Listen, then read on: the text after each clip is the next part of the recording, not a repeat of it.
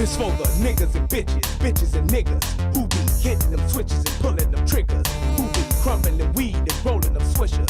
Keep on banging no corners, drinking that liquor. Keep that thug shit real when you fucking with me. Keep your sights on steel when you gunning for me. I put my pistol in your mouth and tell your ass to goggle. Gangsta shit so potent it should be sold in bottles. Take a sip and go to hell, get drunk and then end up in the trunk. Fuck jail, you thinking DUI? No, that ain't how you die. It was my thugs and slugs that was the reason why. You niggas thought I was soft, but now it's blood that you caught. And now these shells hit the ground as I'm busting off. 9 double in Beretta, no there's nothing better.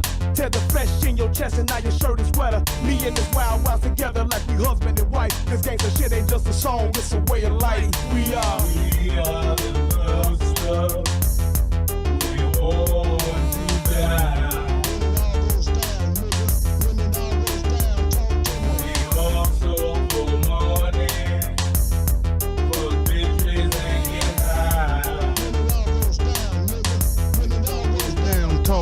Yellow tape and bloodshed, pussy niggas is dead. Hollow points tipped with lead, putting gaps through head. That's what it be like when the street lights get to flickering. Niggas get to bickering and slugs get to tickling.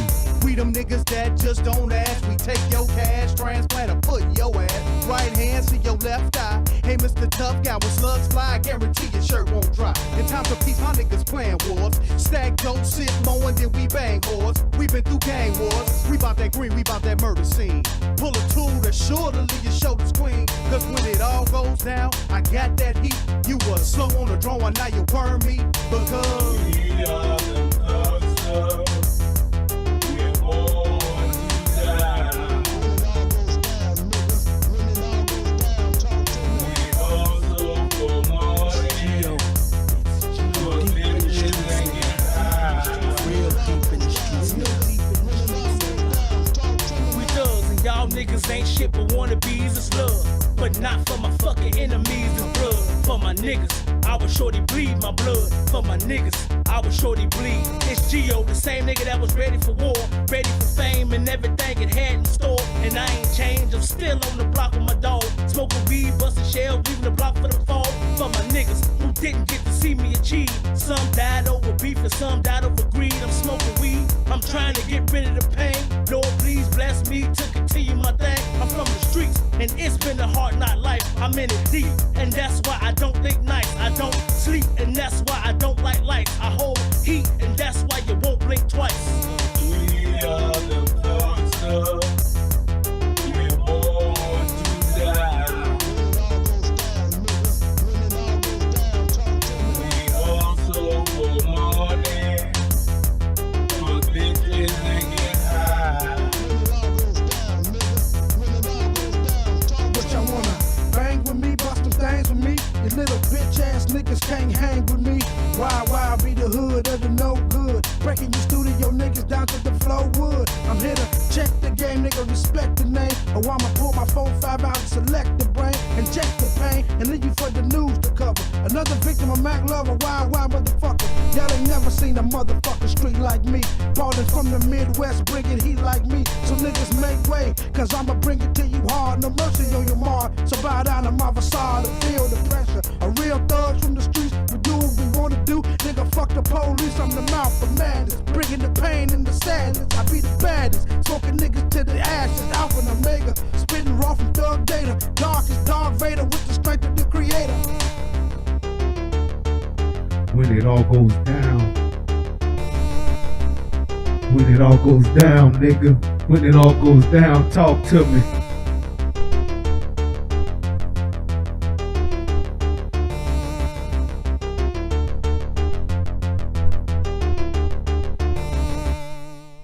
When it all goes down, nigga. When it all goes down, talk to me. Birds flying high, you know how I feel.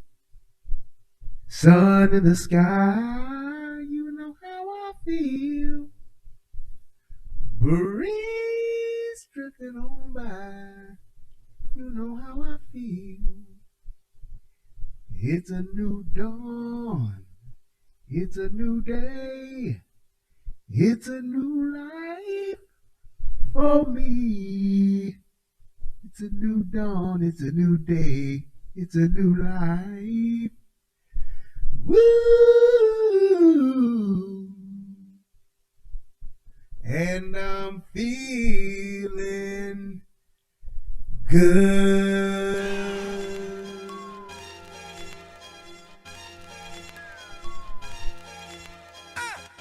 Y'all looking for me? Y'all looking for me? Well, here I is, baby! Ah! Yeah! Started a little different today. Let's go. Look here. I'm so glad to be back off of Fitness Peace one more again. This is the Relationship Rehab. I am Brian Redmond, and welcome to the show. It's about to go down. I don't have 6 bottles of Chris. I don't have all the other shit Jay-Z was talking about, but I'm here, and we about to get it cracking. Thank you guys for coming in. Please click the like button, click the subscribe button. If this is your first time watching, you are in for a treat because you're about to watch a hell of a show by a hell of a host on a hell of a night. What's good, everybody? Thank you guys so much for tuning in. I appreciate it. Let's go ahead and let's do what we came to do and get the show started. First and foremost, I just want to say I hope that everybody had a happy Thanksgiving, and I am wearing this t-shirt here. This is the Rumble in Russia. I'm wearing this because this was the only boxing memorabilia shirt that I could find that could just help me in just trying to, I'm trying to just pay my respects to Nate Robinson. Nate Robinson.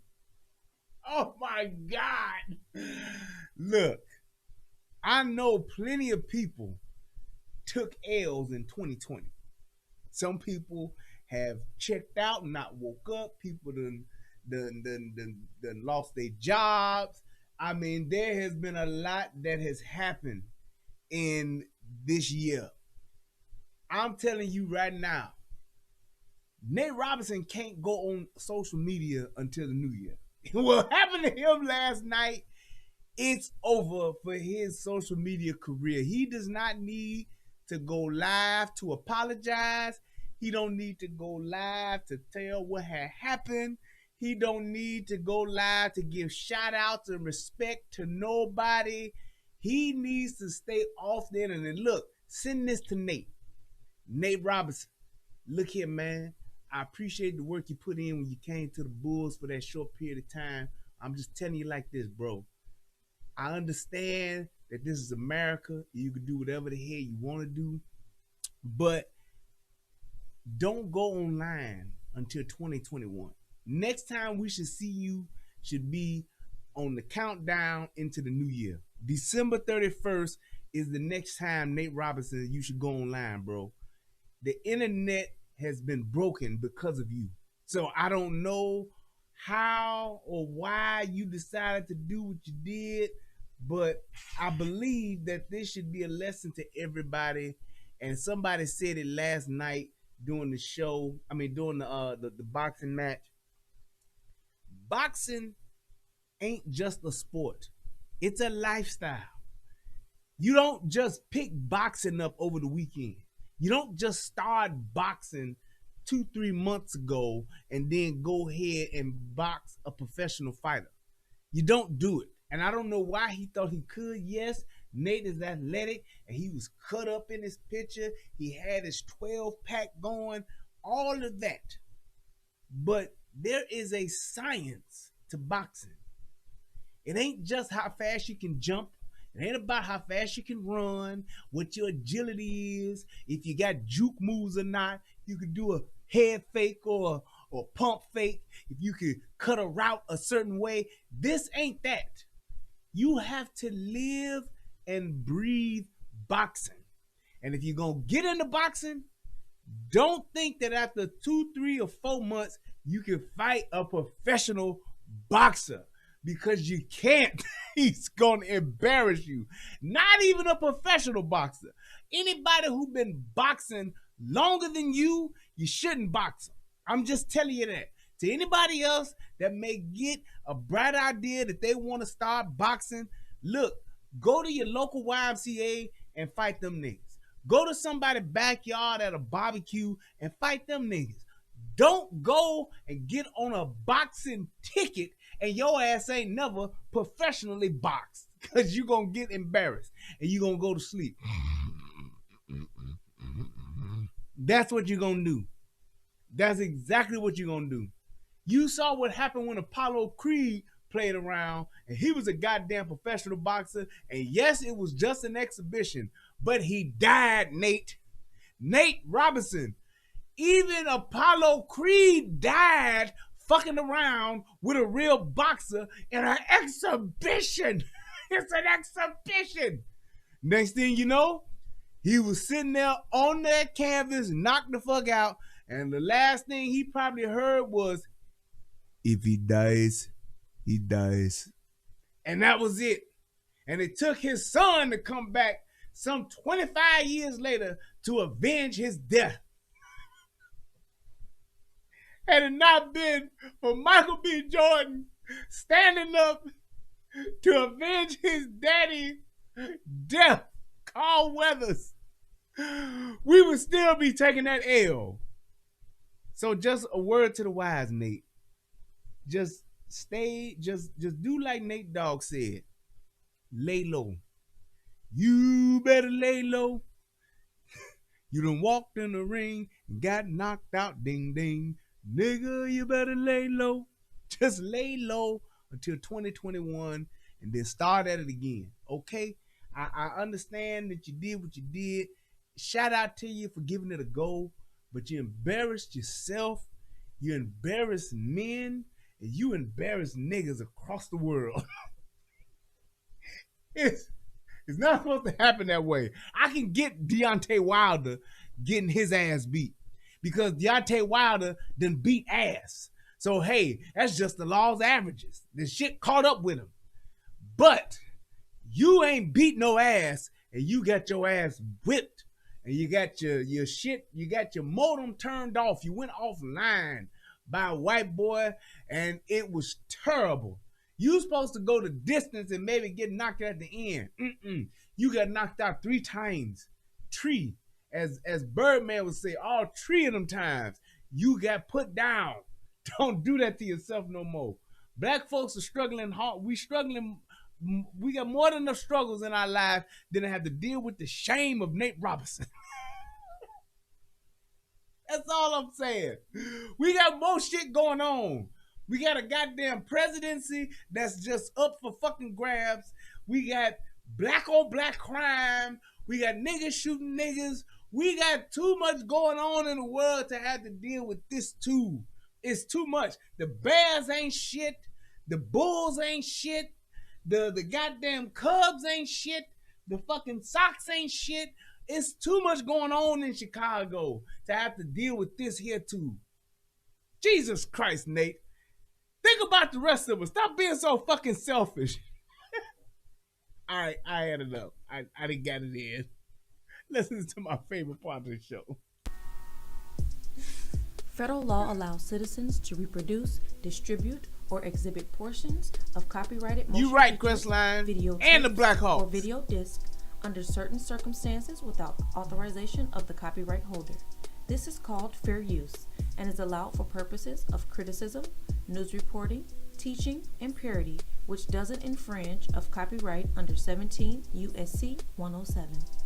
Yes, Jack Badu Jack put on a fucking clinic, whipped plenty of ass, but it didn't matter because of Nate Robinson. Nate ruined it for everybody. He fucked up the whole goddamn thing. Nate Robinson overshadowed the whole fucking fight. I got to see Mike Tyson fight again. He looked good. Got to see Roy Jones Jr. box again. He ran like he should have. He was smart. You see what Roy Jones Jr. did? Roy Jones Jr., he knew he was going into a cage with a goddamn tiger. And he carried himself like he was in a cage with a tiger. That's why he was doing this and doing that. He's doing this and doing that. He was running and then he's doing that. At one point, I thought I saw Roy doing this shit in the ring. Like, Mike, you ain't gonna catch me. Nope. I swear I did. He knew what to do. He was a boxer. He's a professional. He said it himself. I know who I'm getting in the cage with. Fuck all that. 53 years old, ain't fought in 15 years. Strength don't die in boxers. George Foreman proved that shit when he knocked the shit out of Michael Moore. George Foreman stayed in that ring with that motherfucking Michael Moore for 15 rounds or 12 rounds. And Michael Moore whooped the shit out of, put on a boxing clinic on George Foreman. Heavyweight bout. And that last round, you know what he did? Michael Moore got beside himself and say, I'm going to show these motherfuckers that I can go toe-to-toe with a motherfucker like George Foreman. And you know what happened? George Foreman and that motherfucker was asleep. Go look it up. George Foreman hit his ass. Literally, George Foreman was standing like this, and that motherfucker Michael Moore went toe-to-toe with him, and he took a few, and he was like, boop, boop. And Michael Moore was knocked out. Didn't fall down, got knocked the fuck out. Sleep like. When they show you the aerial footage of it, he had this mouthpiece, his mouth was open, and his lips was bleeding. And he was like, he knocked him the fuck out and became the heavyweight champion of the world.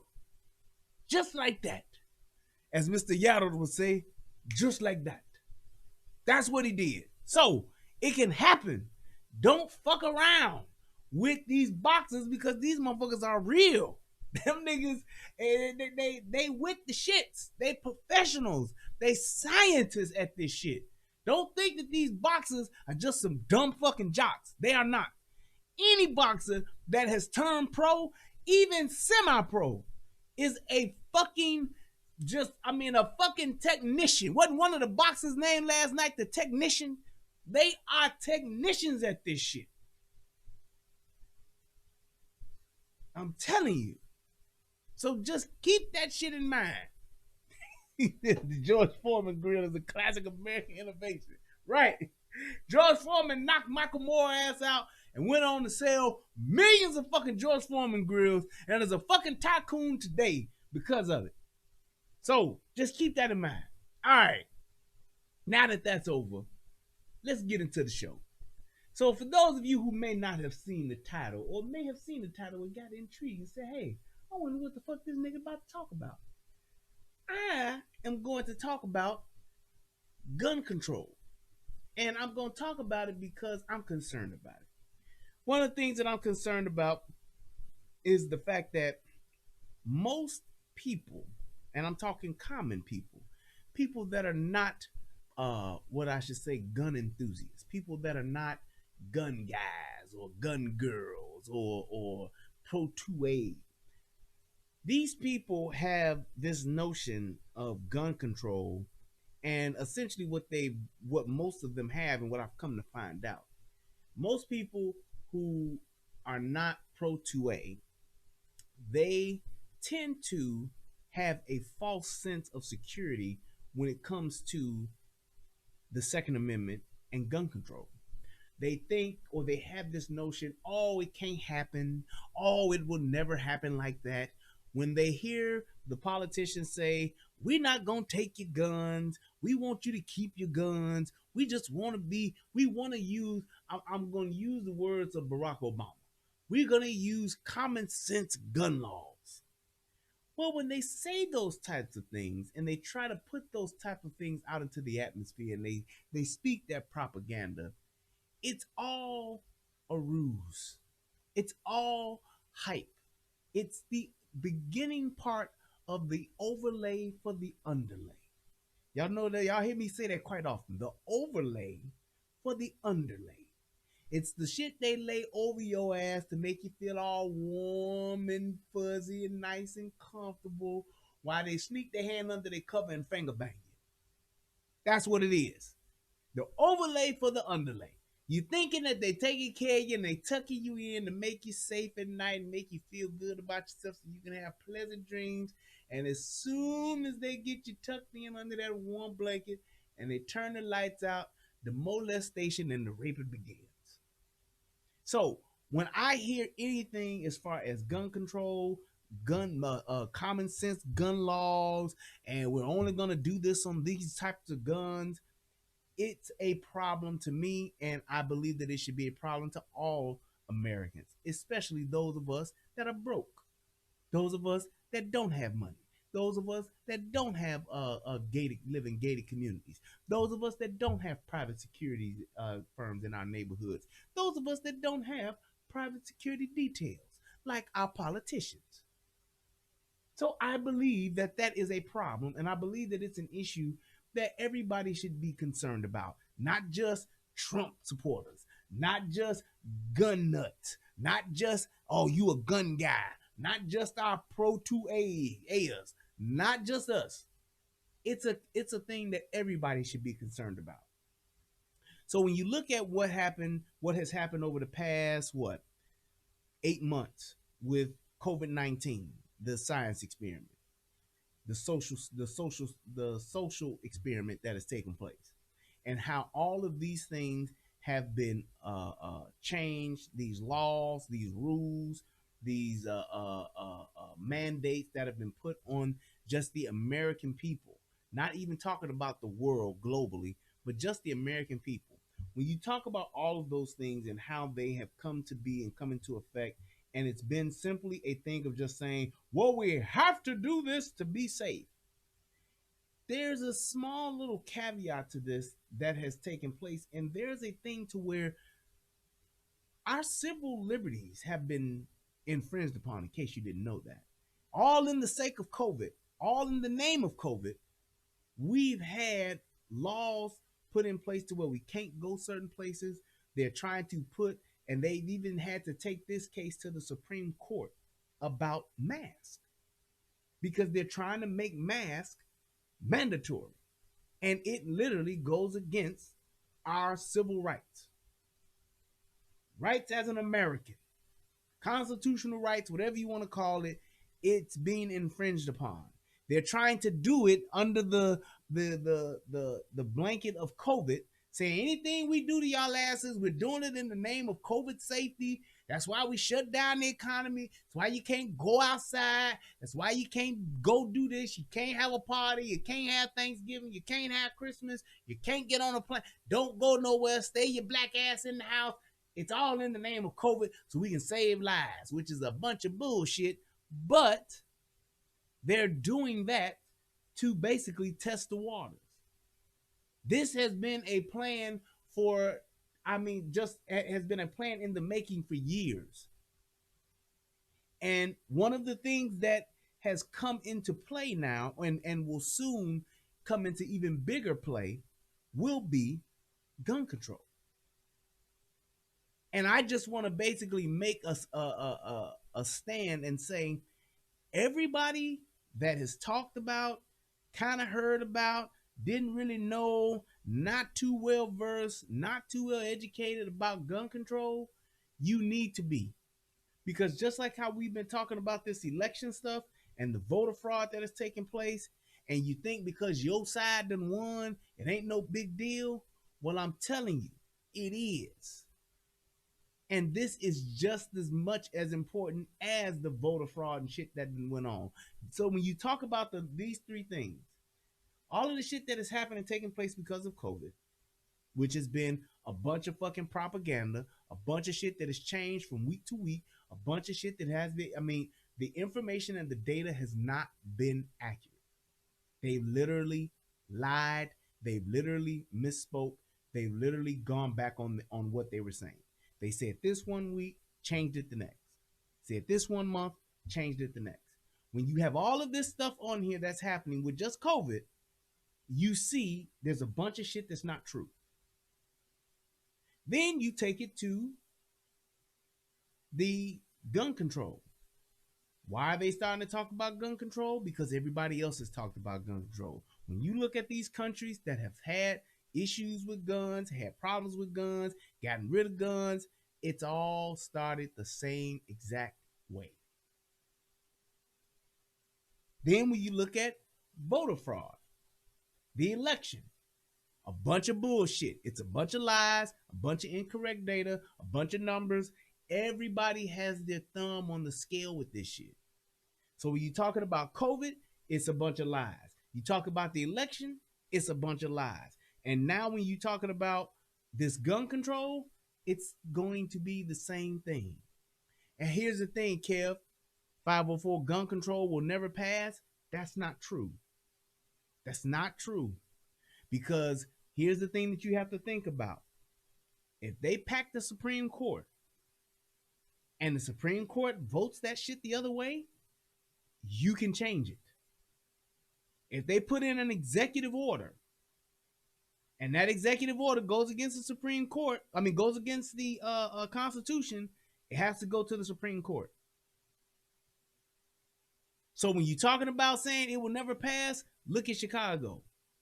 Right now in Chicago, they were the last city to actually give back the right to carry a gun in the city.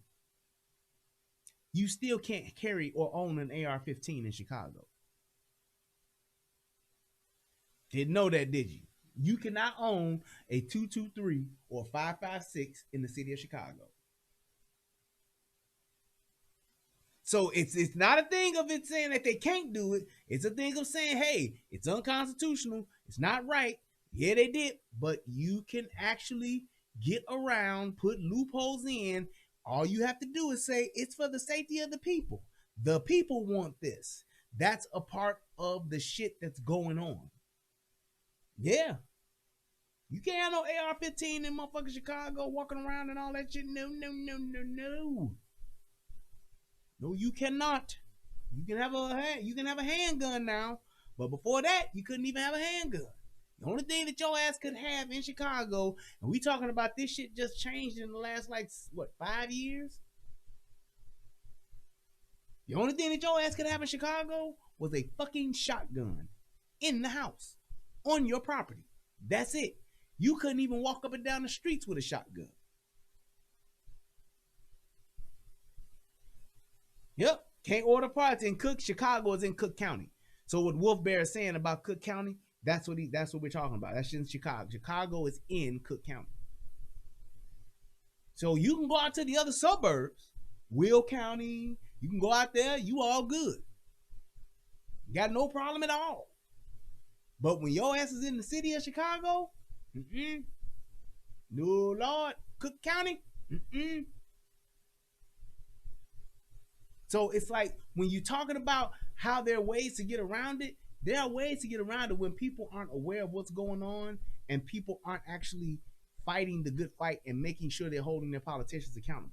Because these motherfucking politicians, as you can see, hell, a lot of them aren't even stepping up for the election fraud shit that's going on in their own fucking areas, in their own fucking states, in their own fucking counties. They not even stepping up. They're just being quiet. Clear indication of fraud. You got people saying this is what happened, that's what happened. No investigations. They just quiet. So imagine what will happen, like I said, exactly. What will happen to the Constitution if they pack the motherfucking courts? For those of you who don't know what court packing is, they're talking about is motherfucking how many Supreme Court justices right now? 9. They're talking about adding a whole nother 6. They can, and I think with adding that 6, they can appoint 4. I believe they can appoint 4, and then it would be 2 that would have to be voted on.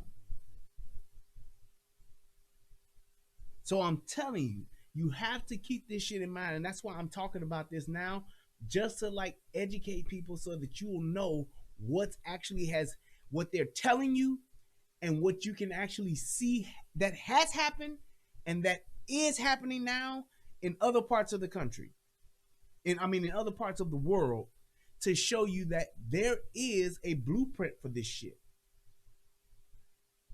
There is a blueprint for this shit to where this is how it starts, and this is what you slowly but surely do until you get it here, and then it's just all good.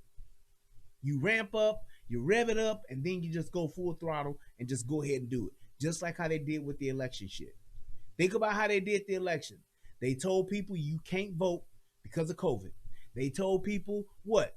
Everybody needs to do a mail-in ballot, right? Everybody should just vote from the home, from the comforts of their own home. We gonna send everybody in the world, everybody in the country, mail-in ballots. That way you can just mail in your ballot and keep everybody safe. Then what happened? You had dead people voting.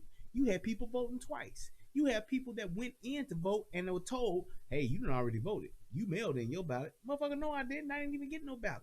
Well, your ballot is mailed in and it's been cast already. You can't vote.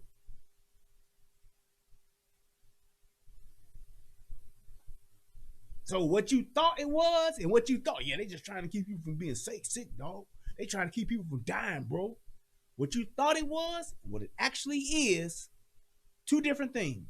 And what actually happened and where we're actually at right now is we're looking at hundreds of thousands of ballots that were cast for a particular candidate with no other voting on the ticket, on the ballot. 30,000, 40,000, 100,000, 90,000. All overnight, in the dead of the night. So, all I'm telling you is what I'm seeing and what I've seen. And I'm just telling you that this shit is on track to be next. They already got motherfuckers in the house. They already got people without their jobs. They already got people right now. Every last one of these motherfuckers that's out of work right now. What are they all doing? Sitting on the edge of their seats, waiting on a check from the government. Government told us to stay home. Government told us we shouldn't be out. Government told us not to go nowhere. The government told we got to stay in so we won't die. And what are they doing? They're sitting at home. And now what are they doing? Waiting on a check. Man, I hope they pass this stimulus package, man. They need to get this stimulus check to us. Well, we already spent $5 trillion. How much money did the average American get? $1,200. $1,200. Matter of fact, let's do the math on that. $1,200. So you say 1,200. Whoops, that's wrong. So you say $1,200 times what? It's 323 Americans, 323 million Americans. Let's just do that. Let's just say every American got it, even though we know they didn't. But let's just say every American got it. So let's say 323 million people, right? 323 million people times $1,200. That is equal to $387,600,000,000. Now, you hear that number? $387,600,000,000. Now, when you think about $1 trillion, $5 trillion, where do you think all the rest of that money went? Take $5 trillion and subtract that. Matter of fact, hey Siri, subtract 387,600,000,000 from 5 trillion. 5 times 10 to the 12th power minus 387,600,000,000 is 4.6124 times 10 to the 12th power. What? I think that's supposed to. Hey Siri, what's 5 trillion minus 387,600,000,000?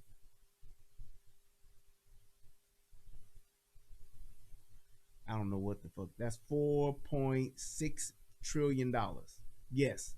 $4,612,400,000,000 left. That we don't know where it's at. Don't know where it's at. All that is supposed, and this is all funds that's supposed to be going for COVID. We don't know where the fuck that shit is at. You got hundreds of millions that went to the counties and all that kind of stuff across the country. All those people got these government entities got that money, but we only got $1,200. That's it. I'm just saying, when you talking about saying, hey, we just giving money away, fine. But when you talking about it ain't even going to the people, and we know it ain't 323 million people, adults in this country that got that money. We know that's not the case. So if you figure what did they say it was, like 46 million or 55 million at one point was all unemployed? When you figure that, you probably say about 150 million people got that money. So it's less than that 387 billion. We know that. But it is what it is. So let's go ahead and let's start looking at these videos real quick and see exactly what the hell I'm talking about. And what I want to do first, I want to go back into time. Yes. Yeah, here we go. So let's check this out real quick. It's disgusting that almost every day we learn of another person being terrorized, robbed, and attacked in their home. For Christ's sake, get a bit of vision. We want justice. Carrying signs and chanting, "We want justice," more than 2,000 angry Australians delivered a personal message to Parliament's doorstep.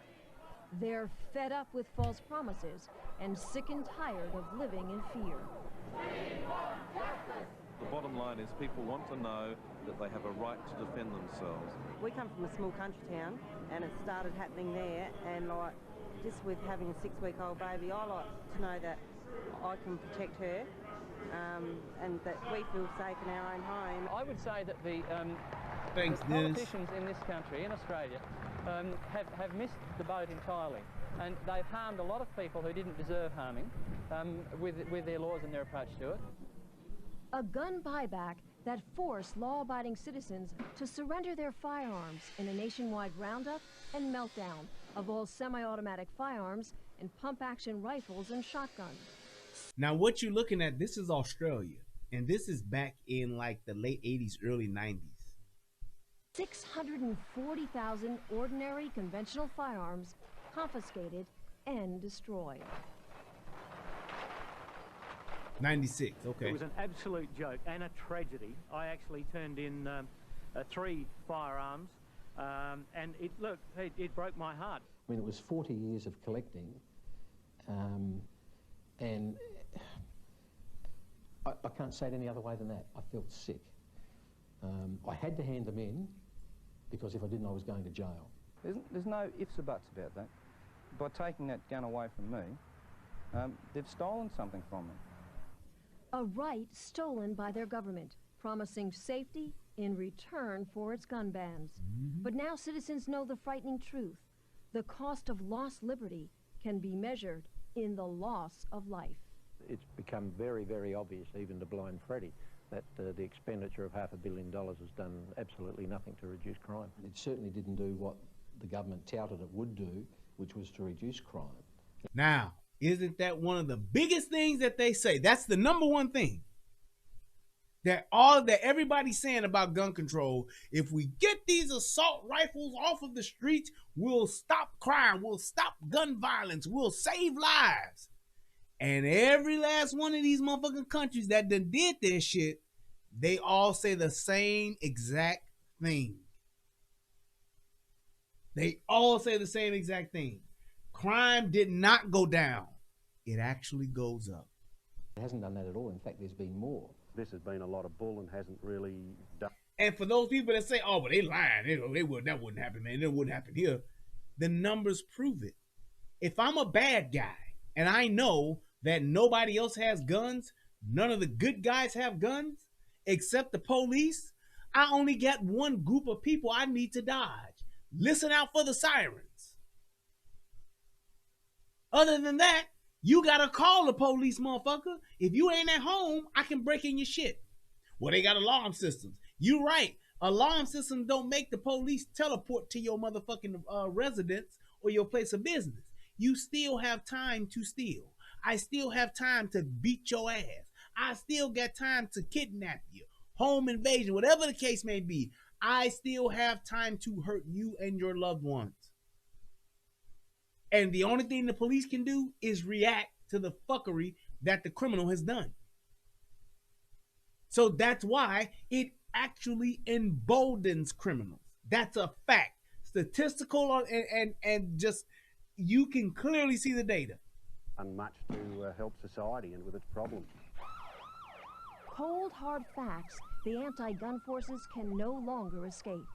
Armed robberies have skyrocketed, up 69%. Assaults involving guns rose 28%. Gun murders increased 19%. And a new phenomenon, home invasions jumped 21%. I wonder why that happened. If I have a gun illegally, I'm the criminal. I'm the bad guy. And I know that none of the fucking good Samaritans, none of the citizens have guns. I would be more inclined to rob more. I would be inclined to rob more. I would be inclined to commit assaults more, to do armed robbery, to knock people over the head and take whatever I want to take, to shoot people that I get into arguments with, to shoot people that I don't like, that I have a problem with, I got an argument with.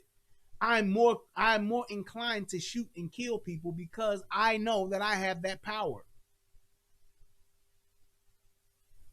Home invasions, I'm more inclined to rob in a house, break into a house, kick in the door of a house because I know more people have less guns.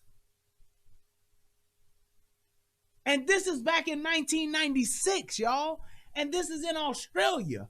Australia doesn't even have half of the gun culture that we have here, legal or illegal.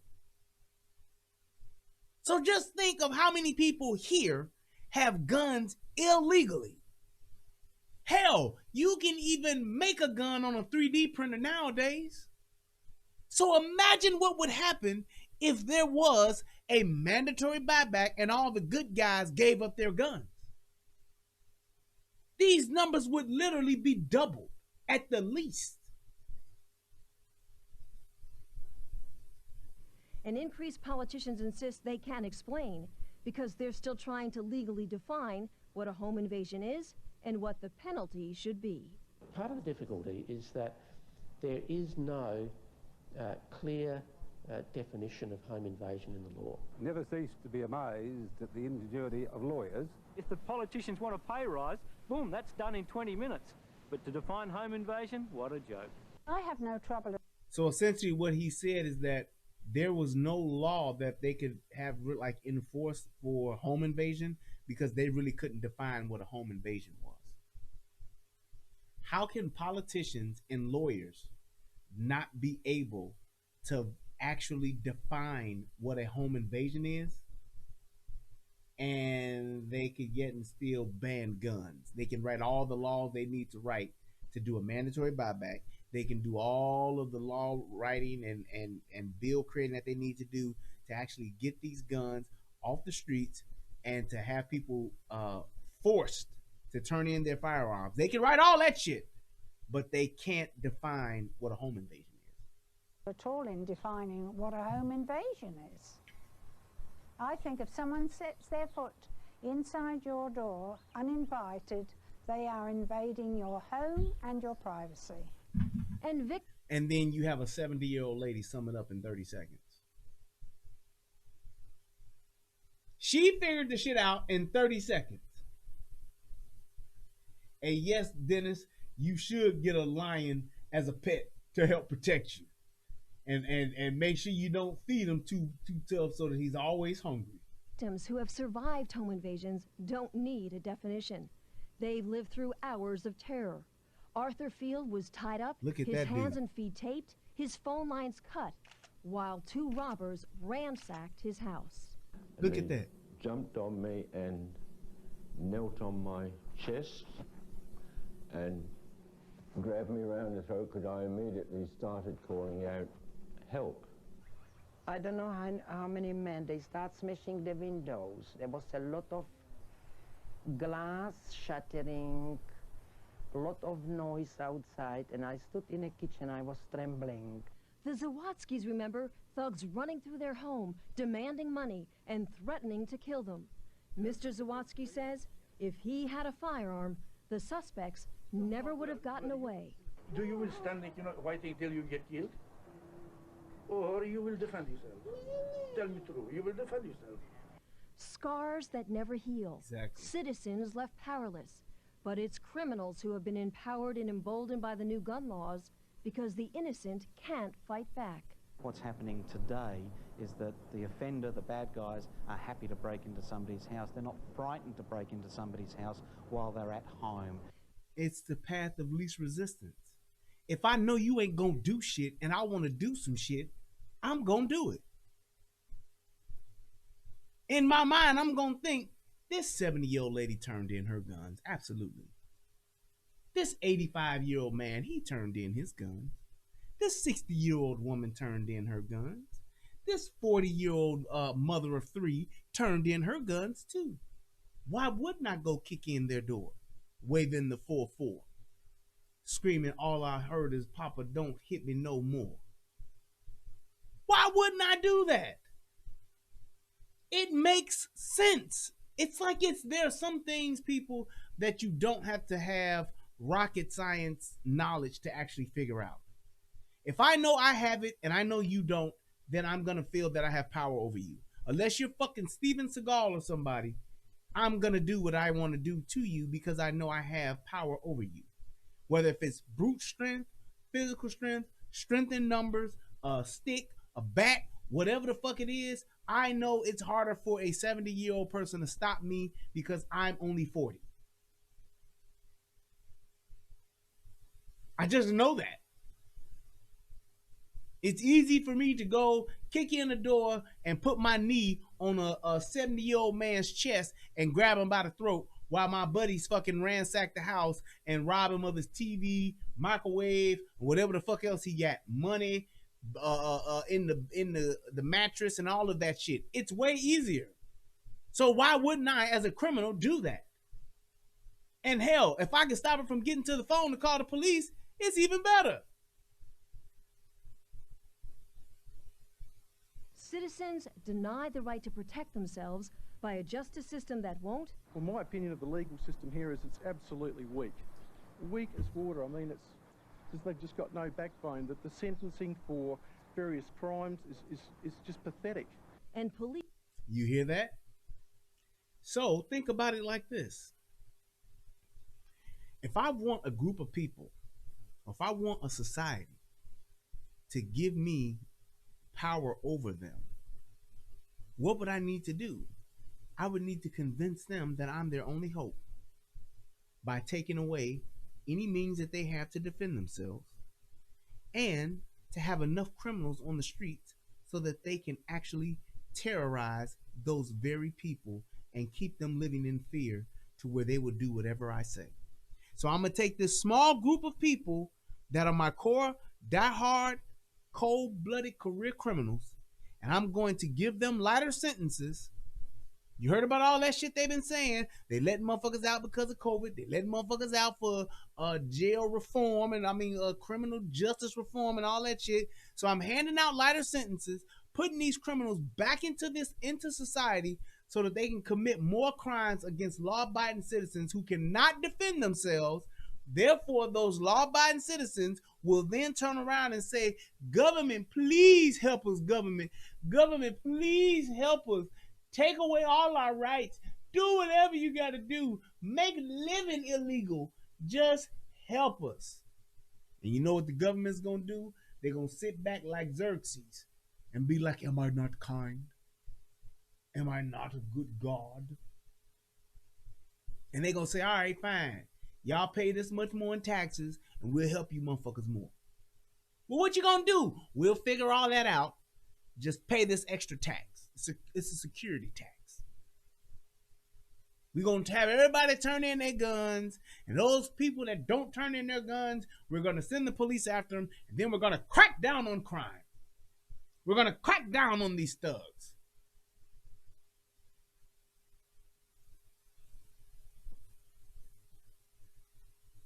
Just think about it. How would that work? It would work very easily. Who can't. They're undermanned, and morale has never been lower. It's very bad at the moment. It's never been worse. Since 1993, we've had a real decrease in over 230 sworn police officers in this state. These policemen have joined the job, police women have joined the job to go out and do it, and they can't even attend at breaks or assaults because there's no vehicle to even get them there. I mean, that's just absolutely ridiculous. Gun laws that have back... If they don't have vehicles, they don't even have vehicles to go to these 911 calls. They don't have the tools to actually go and fight crime. They don't even have enough police officers to help these people because there's been such an influx in crime. That makes it seem as though the police department has been like, I don't know, like defunded or something. Why would they not have enough police cars? Why would the police department not have enough police officers? What did they do? Defund the police? They wouldn't do that, would they? They wouldn't defund. Who would defund the police? Maybe the police just aren't interested in policing anymore. Why, is that what happened?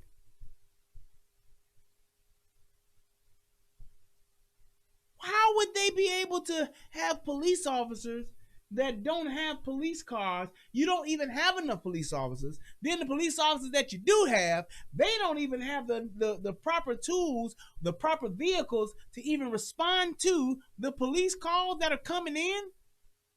What? Who would defund the police? Oh, we would. So let's look at this. We're going to defund the police, have all of these fucking citizens that are our law-abiding citizens turn in their guns, because criminals don't turn in guns, in case you didn't know that.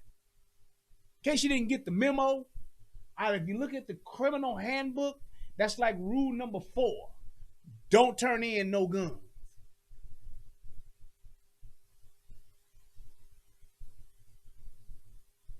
So I'm just telling you, when you look at exactly what's happening, when you look at the actual, hey, all of these different pieces are coming together in this puzzle, maybe there's some truth to this.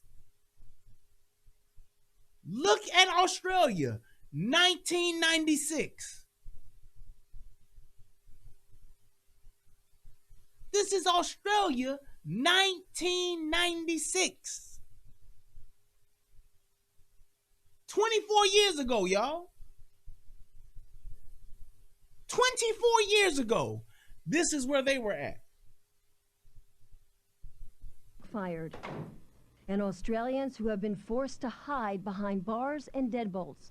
Some are even installing extensive security systems because the firearms they still own that haven't been banned have to be locked up, unloaded, and unavailable. Haven't you heard that shit before? Have y'all not heard that shit before? If you're gonna have a gun, it's gonna have to be in your house, unloaded, and locked up. Then when you're talking about these other people who Joe Biden dumbass even said, oh, we would invest money into technology so that the guns are fingerprint readers. So wait a minute. I'm in a situation where my life is on the line. I'm in a situation where I need to use my gun, and not only with all of the other shit that's going on, my heart's racing, my adrenaline's pumping, I could be suffering from OODA loop or going through OODA loop. I got all of this shit going on. I could be in a struggle, I could be in a fight, but now I also gotta hope that the batteries work in this fingerprint reader to not only give me access to this gun, but to allow me to pull the trigger on this gun. What if my fingerprint reader don't work?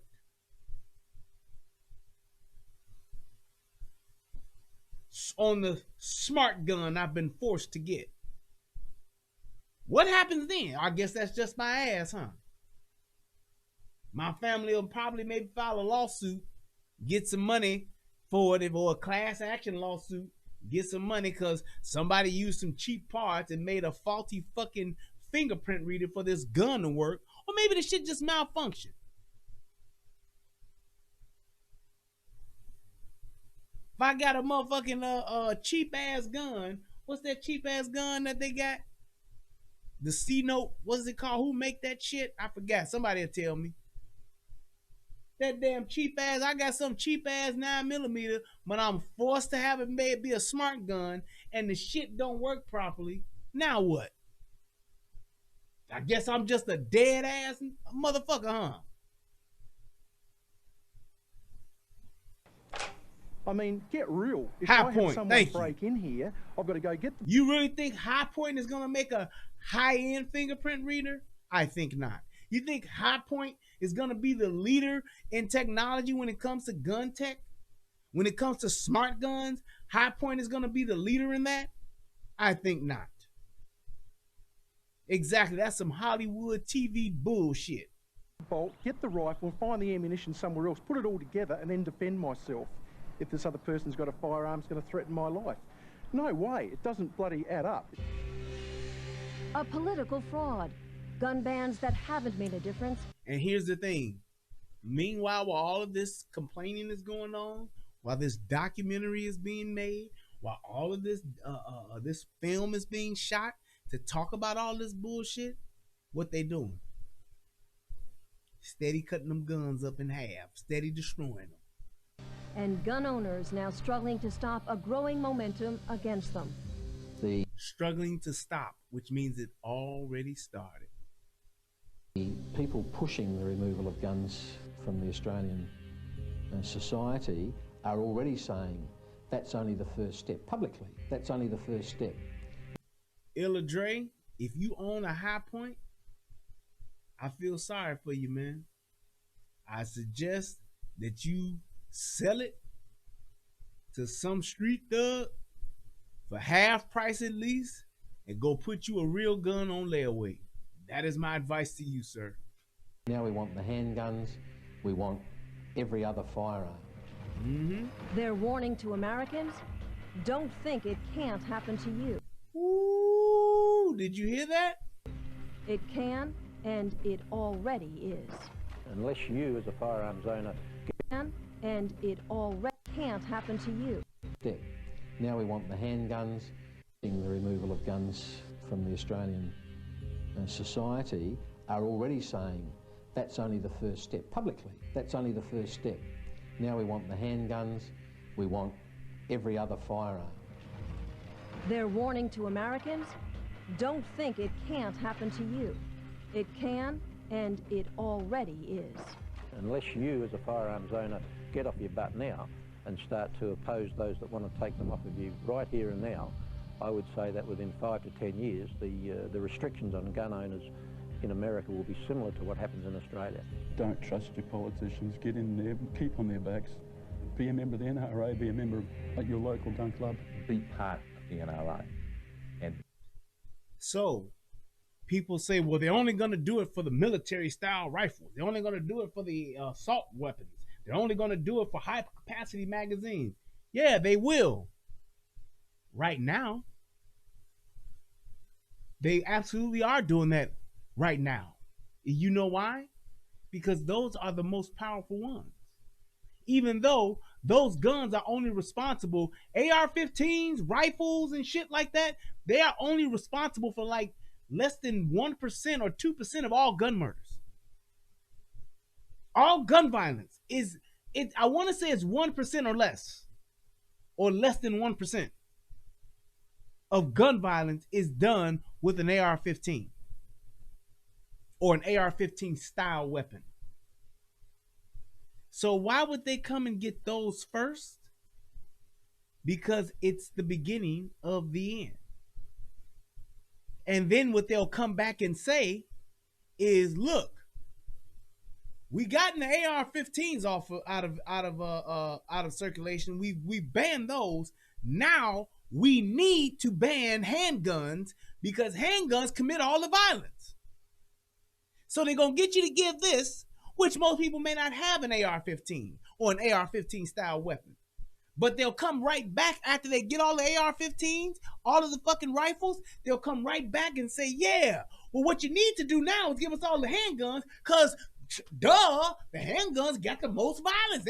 We commit the most crimes with the handguns.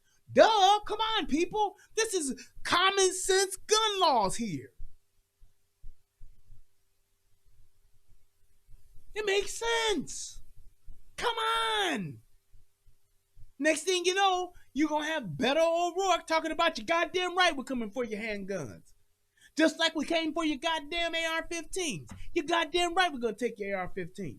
You goddamn right we're going to take your handguns. You goddamn right we're going to take all of your guns because a society that is not armed is way more easily to be controlled. That's it. These are not just politicians.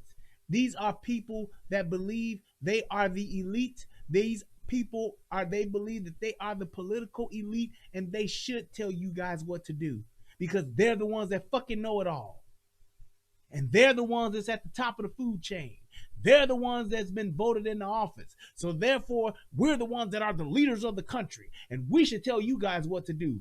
Yeah, we may be taking a fuck ton of money from these other people that are paying us to do this shit, but god damn it, we need to be telling you guys what to do and what's best for you because you don't fucking know. That's what they say about you. That's what they talk about when they're in their fucking back board rooms and their fucking government offices that we're paying for, when they're getting on their fucking planes going back and forth to fucking Congress. That's what they're saying. We have to do this because the people that are fucking putting money in our pockets are fucking telling us we need to do this. And I agree with them because they're giving me a fuck ton of money. Never, ever, ever give up your freedoms because that's, in the end, that's all you've got. If you think you have rights, tomorrow the government can take them away from you. I think the Americans have to be very, very careful because, you know, their rights will be quickly eroded as ours have, and we don't have a chance in hell of getting those rights back. You hear that? It's already over for them. It's already over for them. That's exactly what that is. That's exactly what they're saying. Now, some people may say, yeah, I get it, man, but that's like a different area. It's a different place. You know, that just doesn't happen, you know, like that. It ain't going to just happen like that. You know, it don't just happen like that. That's just one unique difference. That's just one place where it happened. But there's more. It's actually happened somewhere else. Well, no country in the Western Hemisphere has failed more completely in more ways than Venezuela, sadly. It has a lot going for it. It had a huge middle class. It has, of course, the world's largest proven oil reserves. Today, it can't even feed itself. There's no toilet paper some days in Caracas. They're eating zoo animals. What happened? Well, you know what happened. They implemented socialism, and there were obvious and predictable and disastrous consequences. But that's not the whole story of what happened there. 6 years ago, the government of Venezuela passed a gun ban specifically designed to disarm the public. It, of course, did not make people safer. Venezuela is one of the highest murder rates in the world. That wasn't the point of it. The point was to make the people powerless, and it definitely did that. As one terrified Venezuelan put it, quote, people never would have believed they needed to defend themselves against the government. But, of course, they did. In the past 2 years, almost 200 protesters, pro-democracy protesters, have been murdered by the security forces of dictator Nicolas Maduro. The government... Did you hear that? 200 people killed by their own fucking government for doing what? Protesting. Let's see that again. It still has guns, of course. They did. In the past 2 years, almost 200 protesters, pro-democracy protesters, have been murdered by the security forces of dictator Nicolas Maduro. The government still has guns, of course. Authoritarians aren't stupid. They never give up their guns. That's rule one. Well, that principle applies just as well to the United States as it does to failing socialist states. In New Jersey, ordinary citizens can go to prison for possessing gun magazines that hold too many rounds. But lawmakers there just changed the law to ensure it doesn't apply to police. They know larger magazines can be helpful for defense. That's why their bodyguards still have them. Regular citizens, though, have to fend for themselves. Bernie Kerik is a former NYPD commissioner, and he joins us tonight.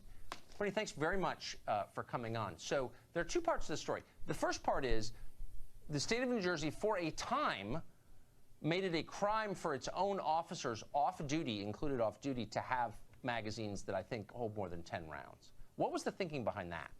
Well, honestly, Tucker, it was worse than that. And basically, they did it for the entire state of New Jersey. 10-round capacity or less only. Anything above that is a crime. Yes. They did it for the whole state. When they did that, and basically, it was a cunning way to attack the legal gun owners, because you have 8 million handguns in New Jersey. You have probably another 2 million assault weapons, not assault weapons, but semi-automatic weapons, rifles. They have, capacities of more than 10 rounds. And while y'all watching, click that like button, click that subscribe button. Which means you have to destroy the magazines, or you have to alter them, and most of them can't be altered. So you make those guns useless. When they did this, they also added off-duty police officers, which is completely bizarre, and it's another assault on the Second Amendment. But so that's what they're. So listen to what they're saying. So no, they may not just pop up one day and say, "Hey, all these guns are illegal," but they start with the magazines. They start with certain types of weapons are banned. Next thing you know, and like all of this equipment, what do you do with that? So I got a fucking Glock 17 with fucking 17 rounds in it, plus one in the chamber. I got a 17 round mag. What do I do with that magazine? I got to destroy it and get rid of it and go buy a fucking 10 round magazine now. What do I do with that? So what do I do with I got to now say, fuck it, I can't carry my Glock 17, now I got to carry my fucking revolver. And here's the thing too, and this is one of the things I talk about with revolvers. Because people always say, well, revolvers are better guns anyway. You'll have these old school people that'll say it. Revolvers are better guns anyway. They're reliable, they don't jam, they always work, they're always gonna fire. Here's the thing about revolvers. Number one, nothing is absolute. So all revolvers aren't, oh, they fire and work every single time. That's not true. Parts can get worn, parts can get broken, parts can get bent, and that fucking revolver can possibly not fire. It's just highly reliable, yes. But here's the thing too. I don't want to trust my life to 6 shots.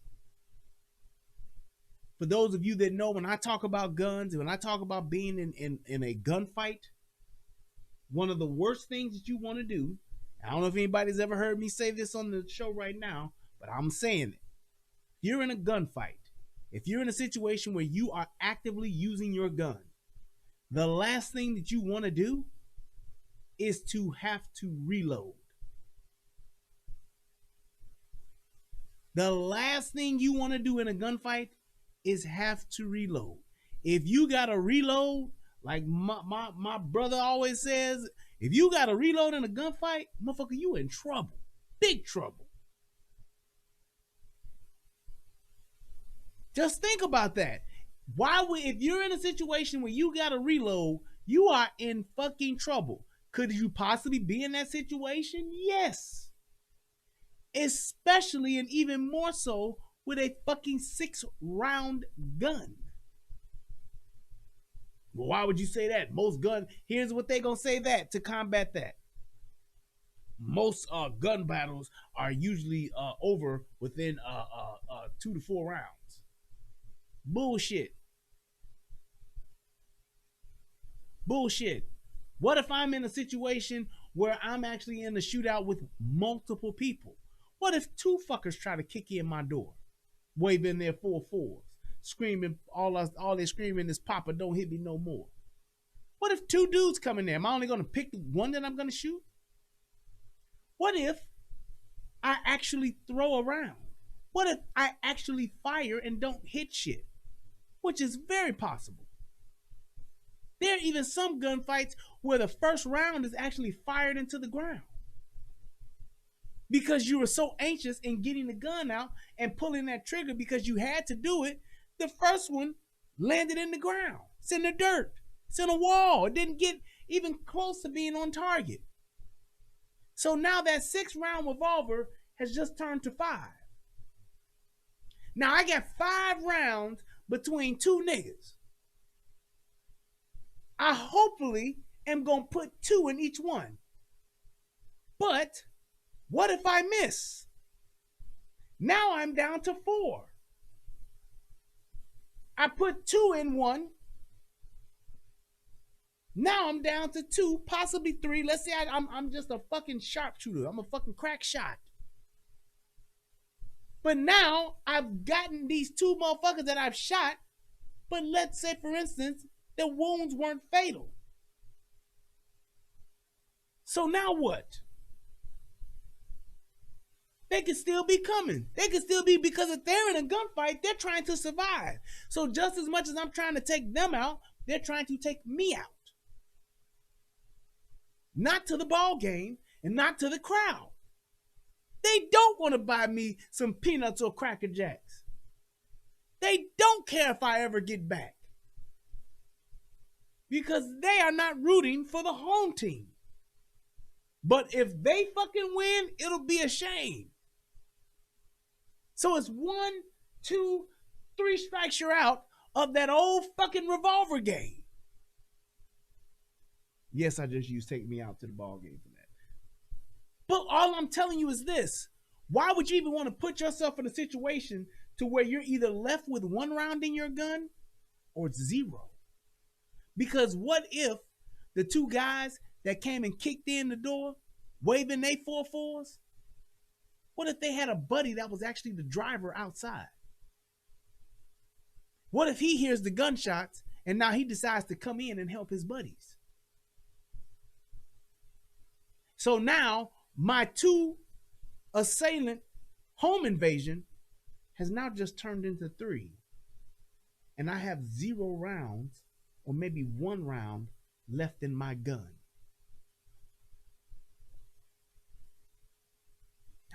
Shit get real quick, don't it? So when you're talking about being in that type of situation, do you actually think that having 1 round or trying to reload, dumping out 6, hopefully you got a speed loader, because if you don't have a speed loader, now you really fucked. So now I'm either putting in a speed loader, twisting the speed loader, pulling the speed loader out, dropping that, hitting that motherfucking wheel back in, and now I'm back. Or I'm old school, dumping the 6, putting in 1, putting in 2, putting in 3, putting in 4. Hold on 1 second, sir. I know you're here to defend your friends and to save your friends. And because you see your friends are shot and they could possibly be dying, now you want to shoot me. Time out while I reload. Putting in 4, putting in 5, putting in 6, slap, hammer back now. George. Now I'm back in the fight after doing all that shit. You really think a fucking shooter is gonna wait for that? Cause I call times? Time out? No. That's my ass. My goose is cooked. Stick a fork in me. I'm done. I'm turducken now. All because some elite fucking rich asshole who lives in a gated community or who has a private security detail or is guarded by the fucking Secret Service said I should only have a revolver or I can only have 10 rounds.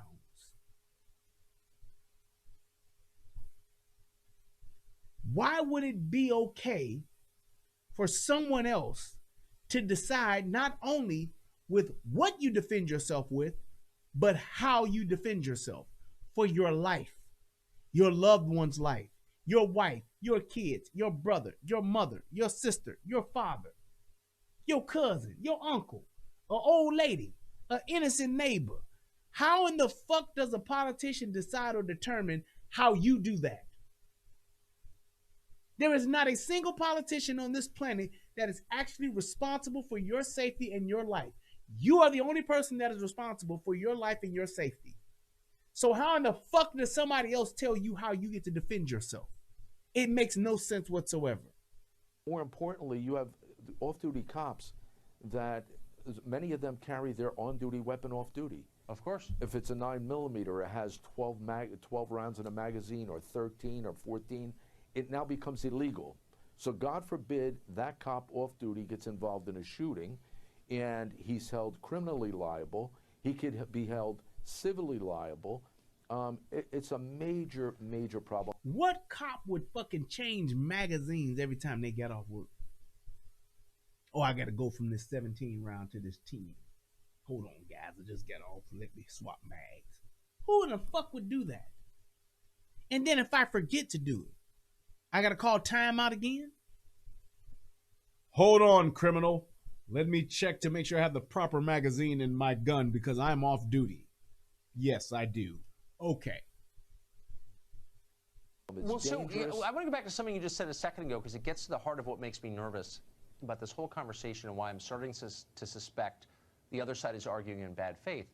If you're worried about gun violence, and I think everybody is, including me for sure, you go after the small number of people who are committing it, who are criminals and crazy people. You wouldn't intentionally target legal gun owners who are likely to be law-abiding and, in fact, statistically are law-abiding. So why go after them? What's that about? That's about taking the guns. That's about taking guns. That's the only thing I can think of. You know, these are legal, law-abiding citizens that have been vetted, that have been background checked, that have all the stuff they need to purchase the weapons. Well, the governor decided we're going to take every magazine in excess of 10 rounds. And basically what that does, that's a lot of magazines. But why would you, so your goal, if that's your plan, is to disarm legal gun owners, to take the resources from going after, from stop and frisk, trying to find people who shouldn't have guns who possess them, criminals, and go to legal gun owners, it's not really about reducing the crime rate, is it? No, absolutely not, because, listen, the bad guys don't care about your gun law. They don't give a damn about that gun law, and they're going to have magazines that have double the capacity. It doesn't make any difference. And what do we see when we see these motherfucking young-ass thug niggas on Facebook, on Instagram? What do we see with them? What do we see them having? They have bigger magazines than we do right now. All these young niggas that's listening to this drill music, shout out to O-Block. All these niggas. What do you see in all these videos? What do you see on Instagram and on Facebook Live? What do these niggas have? They all have 33 round magazines. Do you really think that these criminals are going to turn those in? The gangbangers and the thug niggas are going to turn in their 33 round magazines? They not going to even turn in their 33s and go down to 17 since we done went from 17s down to 10s. Just think about that. All I'm doing is pointing out the facts, y'all. When you see these criminals right now today with their guns, in their photos, on their lives, they all have 33 rounds, 40 rounds, 60 round magazines in their handguns. The magazines are bigger than the guns. I bullshit you not. They got a fucking gun, and the gun is here, magazine down here. They got the gun in their hand, the magazine is sticking out this far. Blick, blick. That's what they're doing. This the gun, this the magazine.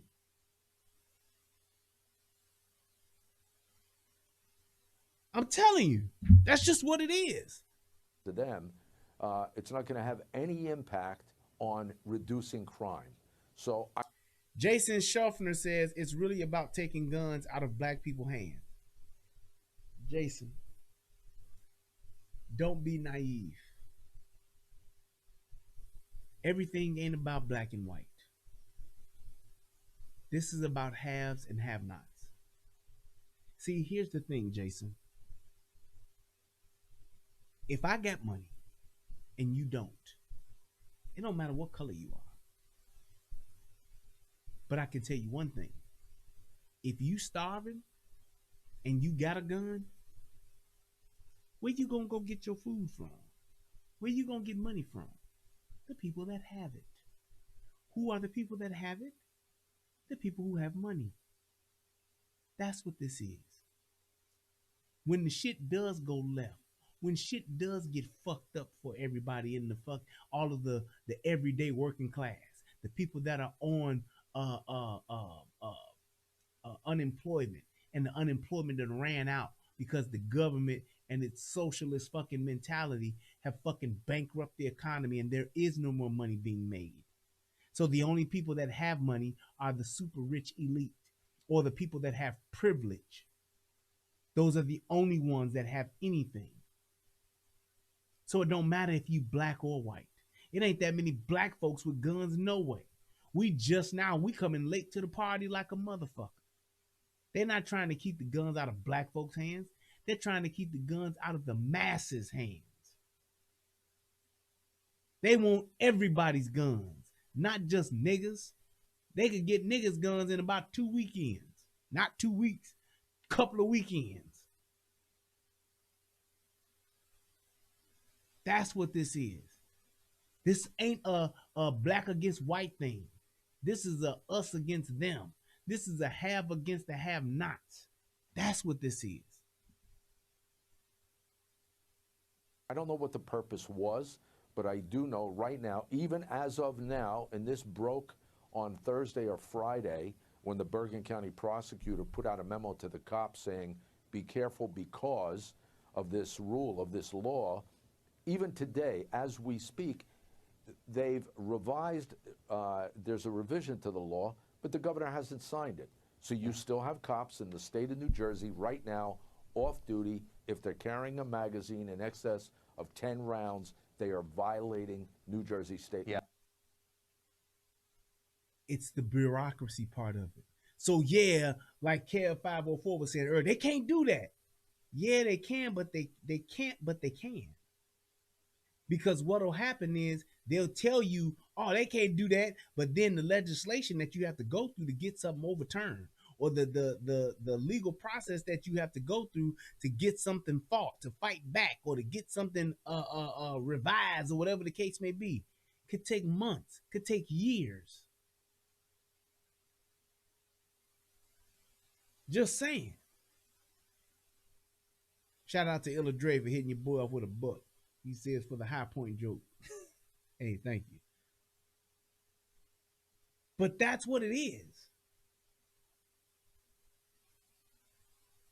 That's exactly what this shit is. It's the overlay for the underlay. And they know, well, shit, once we get this shit cracking, they ain't gonna really be able to do shit no way. By the time they get some shit done, it's gonna be too fucking late anyway. So shit, why not? Check this out.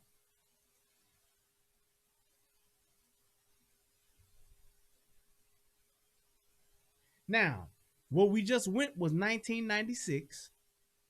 Came up around, the 2000s.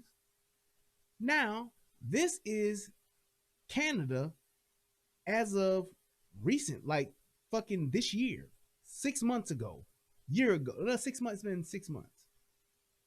Damn, wrong one. Here we go. So you saw what happened with Venezuela. Now, let's see what happened with Canada. We will be moving forward on a ban on assault weapons, because we know that weapons designed to kill the largest number of people in the shortest amount of time have no place in our communities. So gun control is moving to the top of the agenda when Parliament resumes tomorrow. The government has promised to ban assault rifles, crack down on gun violence, something that's been on the rise in some of Canada's biggest cities. But would a gun ban in cities like Toronto and Winnipeg really help curb violence? Is it really getting to the nub of the problem? And in a minority parliament, can the Liberals get enough support from opposition benches to make it happen? Let's bring MPs to find out. Joel Lightbound is the Public Safety Parliamentary Secretary. Michelle Rempel-Garner is a Conservative MP for Alberta. And Peter Julian is the NDP House Jason Leader said, and who MP they gonna in British start Columbia. with Thanks if for that joining us happens? all, Mr. What Lightbound. I race? got to I'll start with wait. you. Jason, they're going to start with the biggest threat, which would not be us. Most of us that own guns are that have guns are criminals. The other half are your law-abiding citizens.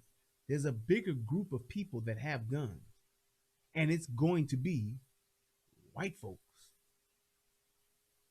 That's why all of that shit, when you hear niggas talking about, man, they trying to get a race war going. We don't want no race war because we ain't got enough. We don't have enough guns, and we damn sure don't have enough ammo. I know people right now that are white people that got thousands of rounds, tens of thousands of rounds, not to even count their guns. See, they've been way ahead of the game. They've been waiting. They've been ready for this shit 40, 50 years in the making.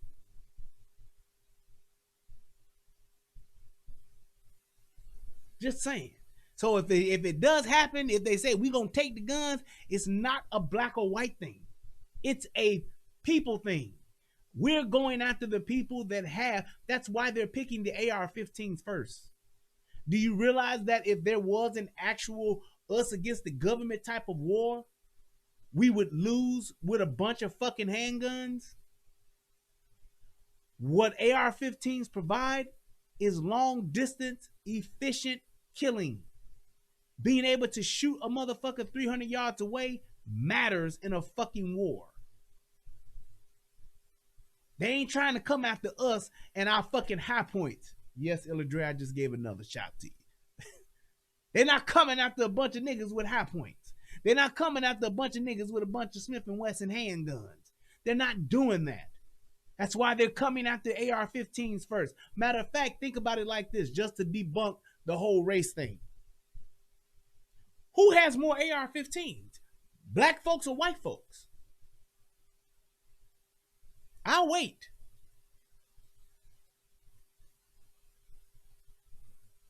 Who got more AR-15s?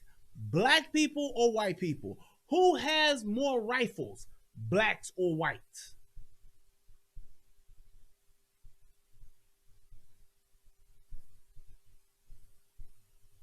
Just saying.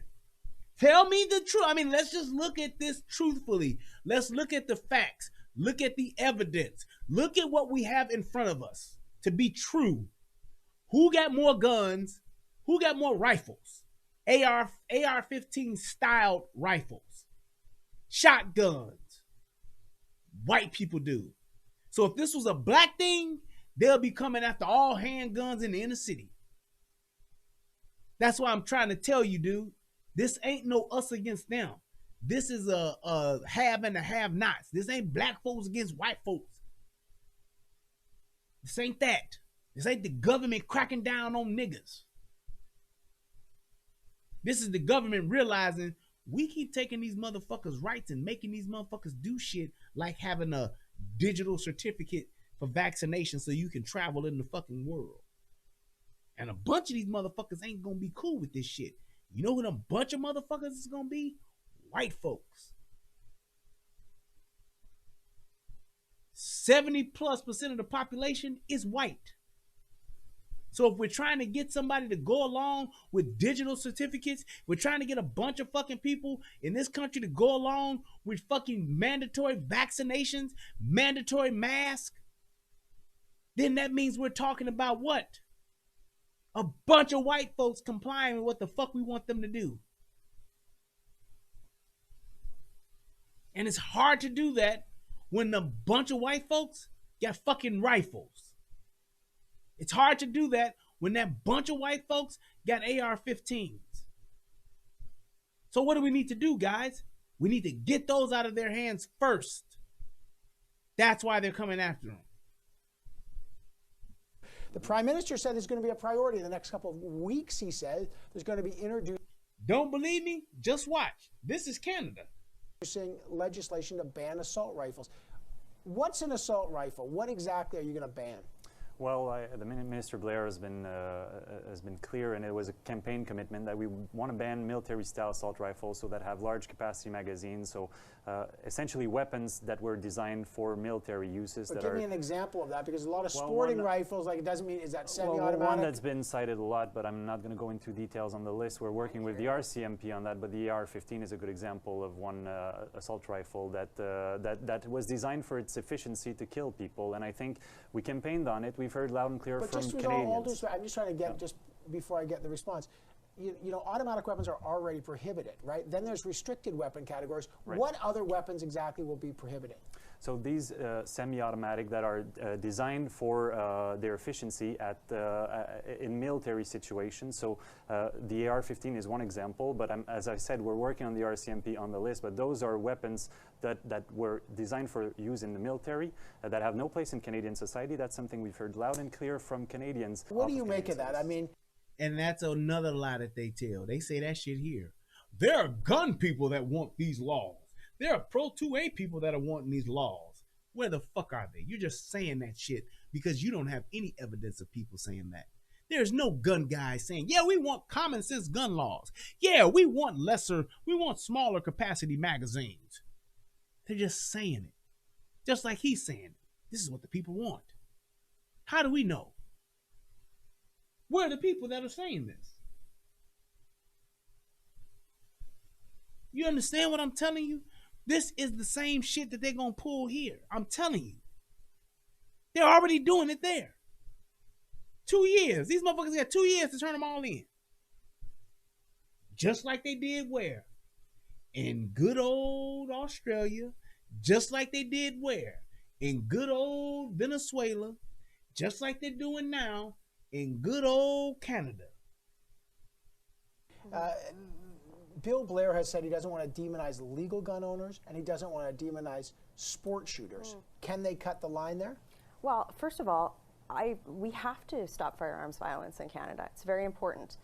The issue with this approach is that it doesn't address the problem, which is the vast majority, I believe it's well over 90% of firearms that are used in violent crime are either illegally obtained or they're primarily smuggled in from the United States. So the government is proposing confiscating just so many different firearms from people that are frankly already banned in Canada. It's not the same laws as the U.S. I think that in order to receive my restricted license, to be honest with you, I think the vetting was actually more strict than getting my cabinet clearance. Peter Julian, this has been something that's divided the NDP. A lot of your... She said it was harder for her just to get the license. It was harder for her to get her gun license than it was for her to get vetted to be a part of cabinet in her own country. Rural MPs, they don't want any kind of restrictions on guns. What will the NDP do? Will they support Liberals on gun control?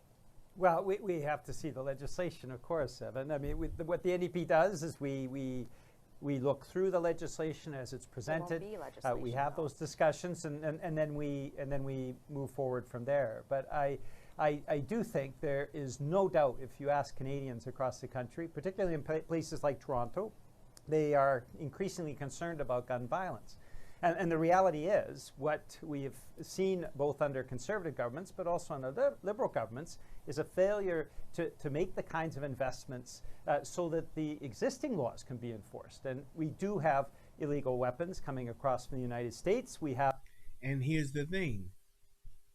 How in the fuck do you just say we're going to take away everybody's guns to cure gun violence when there's clear data that shows that doesn't work? Because the laws that you're making, newsflash, criminals don't follow laws. So why would you make a law for criminals? I mean, why would you make a law to stop crime when criminals don't follow laws? Makes no sense. No sense whatsoever. And just like Wolf Bear said, he said, I felt like a fool when I went to a rifle course with 500 rounds. Them white people had 1,000 plus in cans. And you probably had just bought them 500 rounds that you took with you. You probably just bought them just because you was going to shoot that rifle course. I know. I've been there, done that. Just now getting into this shit. And I'm 46. These motherfuckers been having thousands and thousands and thousands and thousands of rounds for the past 30, 40 years, since they was in their 20s. It's nothing for them to take a can with 1,000 rounds in it to the range for a fucking weekend. Take 1,000 rounds to the motherfucking course that they go on, the rifles course that they go to every year, to go back to it and say, yeah, I'm gonna shoot 1,000 this weekend. Nothing at all. The fact that people were talking about, yeah, man, you want a gun, when you're buying a rifle, you want to buy a rifle where you can put, 10,000 rounds through it. I was like, fuck, I never even thought of that. When you're talking about the difference between those $500 AR-15s and them $1,500 AR-15s, that's what you're talking about. You put 10,000 rounds through a motherfucking $500 AR-15, by the time them 10,000 rounds are done going through that rifle, oh, you gonna need to replace something. Something's gonna get worn the fuck out.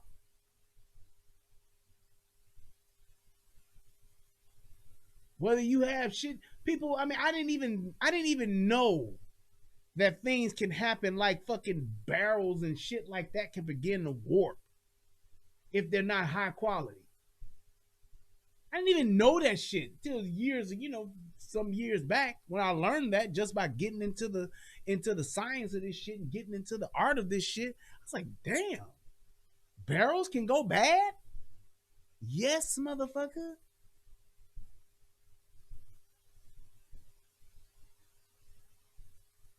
Just saying, man. That shit matters. An illegal market here in Canada where illegal guns are purchased and then sold on the illegal market.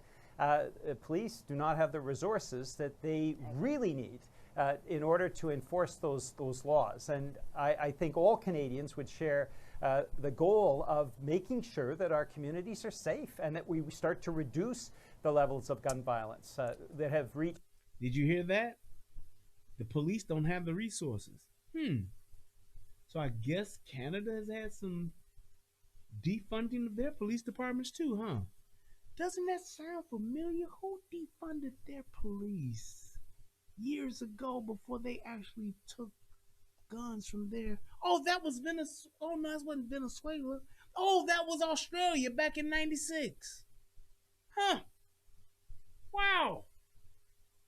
So Australia did the same thing, and now Canada's talking about the same thing. We don't have enough resources to actually solve the crimes for the uptick in crime that we could have, let alone the crime that we have now. We don't have enough police resources to actually address those issues. So you taking away all these guns, when crime does uptick, there won't be any police officers that can actually assist in actually addressing it. The resources will be gone. They're gone now. Disturbing levels in this Okay, country. but I want to, let me just get Mr. Light, can you just respond? Well, Michelle Rampo's raised this point, that it's a solution for the wrong problem. The problem is illegal guns coming in, not legal gun owners. How will this proposed legislation or gun control bans address that concern? I think we have to look at this from a holistic perspective. When Madame Rampol says that we're demonizing law-abiding gun owners, that is so completely far from. We have to look at how you protect your life from a holistic point of view by saying, should nobody be able to do it? Trust us. We got you. Yeah, right. From the truth. I don't think you need a military-style assault rifle to go hunting. That's what we're targeting. I don't need a military-style rifle to go hunting, but I sure do need it when 3 niggas kick in my door. I do need it when a motherfucker breaking into my goddamn house. I do need it then. Y'all saw the story I did on the United Guns of America channel about the pregnant woman who actually used her husband's AR-15 to fend off 3 motherfuckers. She killed 2, I think, and wounded 1. because they were literally beating her husband to death, and they had hit her. They had physically assaulted her daughter in his own backyard.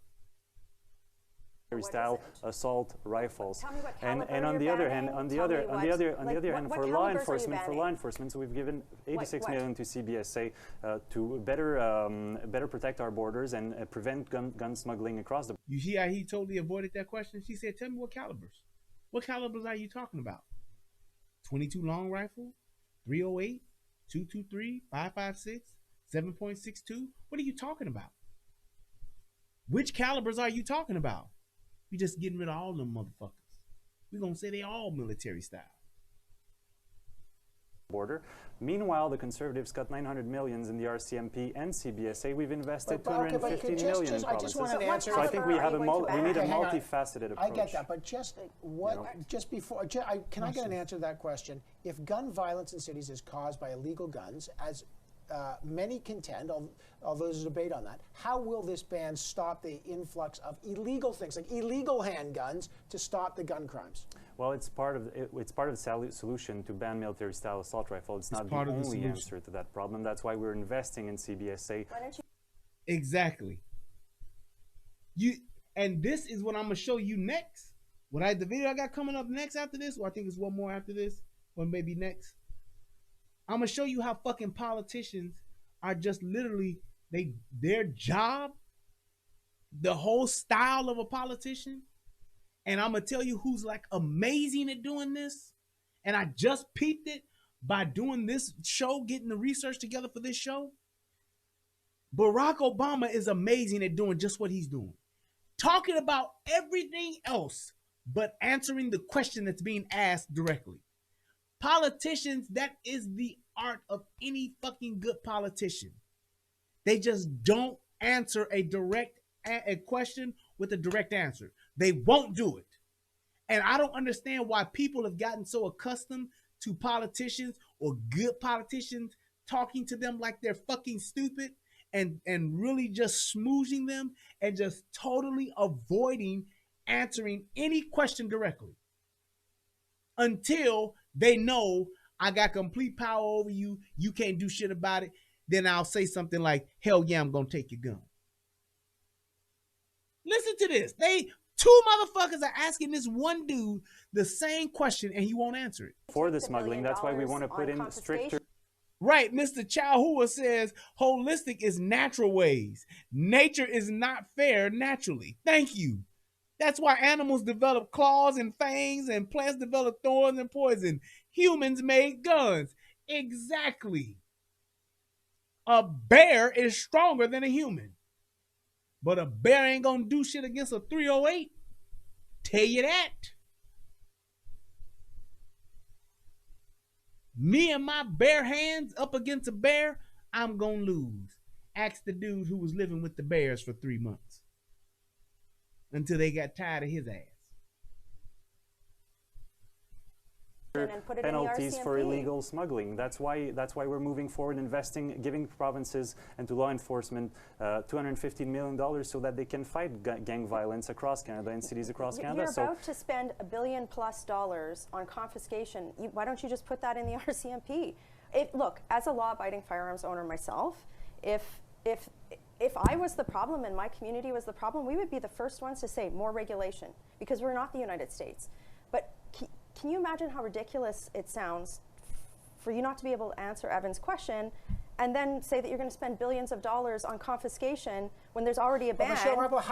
Ooh-wee, did you hear that? She said, what you're doing with a buyback, because I'm telling you, a buyback is going to be billions. Here in the fucking United States, it would be trillions. Trillions of dollars. But the thing is, what she's saying is that you can't even answer a simple question and you're already spending billions of dollars. That makes no fucking sense whatsoever.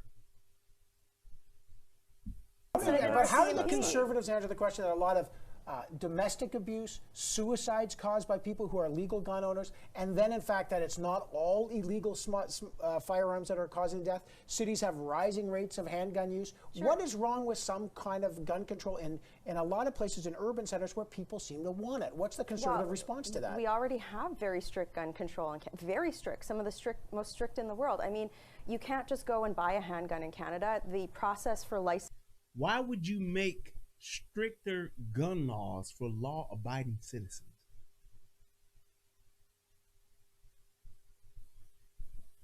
Just answer that. Anybody that you talk to, let me just give you a talking point. Anybody that you talk to that is, oh, we need better gun control, have them answer that question. It's not like we don't have any gun laws. So tell me this: if gun violence is a crime, and I want to stop the crime of gun violence, why would I create more laws for people who don't obey laws? Because criminals don't obey laws. Just in case you didn't know, you didn't get the memo. Criminals don't obey laws. So why would I create more laws for law-abiding citizens, or just flat out take all of the guns from law-abiding citizens when they're not the ones committing the majority of the crimes? The people that are committing the greater majority of the crimes are law-abiding citizens. Now, yes, there are some accidental discharges that occur. Yes, you'll have a kid that may shoot himself every now and then. It pales in comparison to the criminals that are actually killing people, that are actually robbing people, that are actually home invading people, that are actually robbing people at gunpoint, that are physically assaulting people. Why would I make more gun laws or confiscate guns from those people who will now not have a way to defend themselves or their loved ones, whose lives I am not responsible for legally? Why would I do that? And you let me know when you get a real answer from it, or a straight answer. Licensing is usually about a year. You are subject to daily vetting. You have to store your firearms in very strict conditions. So you just want status quo? Well, here's the thing. Like you talked about suicide, same thing. Very, very huge problem. But when you talk about suicide with firearm, we have, tip lines. We have. Y'all do know that, like, half of the gun violence or gun deaths are suicide. Y'all do know that, right?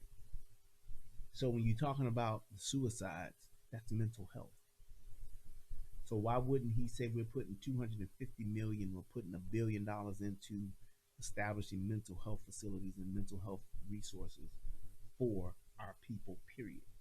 Because when you talk about gun violence, when you talk about a lot of the issues that we're having in just our country alone and worldwide, why wouldn't there be more? If you're caring about the citizens, if you care about the people, if you're really trying to save lives, why would you not put hundreds of millions of dollars back into mental health resources, back into mental health facilities, opening back up mental health facilities, crazy houses, whatever you want to call it? Why would you not put money into that if your primary concern is making our neighborhoods and our communities safer for people from a holistic point of view? Throw that bullshit word out there. Holistically, you would think that mental health would be one of the cornerstones to you actually saving lives.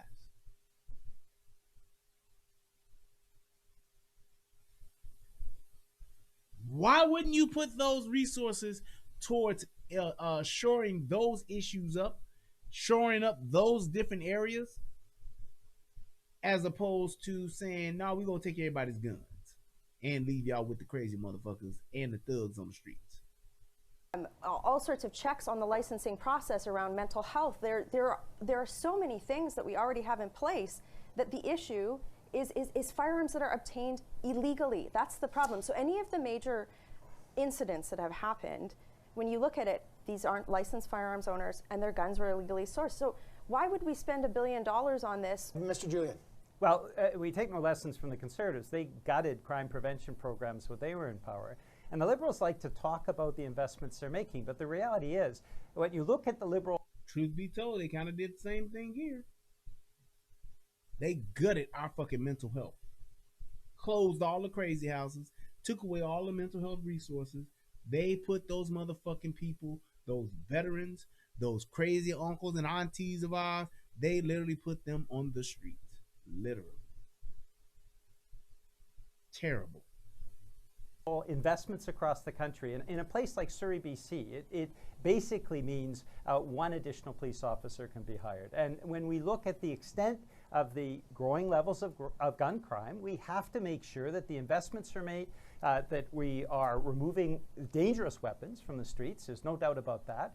And that we have a thoughtful approach. All right, I got to leave it there. Before we go, though, real quick, a lot of people, since Pierre Poilievre, Rona Ambrose, and Jean Charest are not running, people are saying Michelle Rempel Garner is going to run. Are you considering a leadership race? I am concerned about the fact that Western alienation is not being addressed in Parliament by the Government of Canada. And the base of my party is in Western Canada. They voted for us to give them a voice. I will be making sure one way or the other that that is addressed in my tenure in this Parliament. So stay tuned. Stay tuned. Okay. No, just way to stand up and do some shit.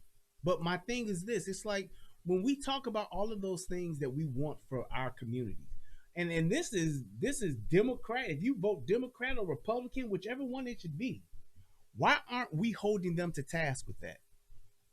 Why aren't we saying we want mental health facilities reestablished? We want better mental health resources put into our communities, into our neighborhoods.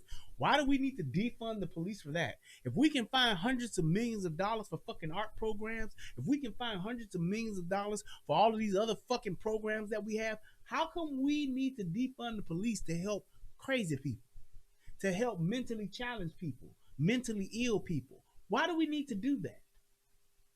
We don't. If we can give hundreds of millions of dollars to a fucking museum, a place that got a bunch of fucking artifacts in it, a bunch of old shit essentially, why can't we defund some of that to help people who are actually on the street, who are not even mentally capable of actually living a life where they can actually hold a job? Why isn't that on our agenda? Where's the mental health lives matter t-shirt at? Where's the mental lives matter mural painted out on the street in Washington, D.C., painted in front of Trump Tower? Where's that shit at? Veterans lives matter. Where's that shit? Let me stop before I go too far, I guess.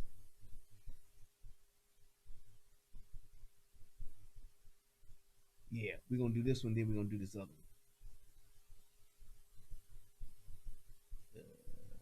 Yeah, check this shit out. We are now learning President-elect Joe Biden's incoming Deputy Chief of Staff pushed for... That's the wrong one. I done did the wrong one. Hold up.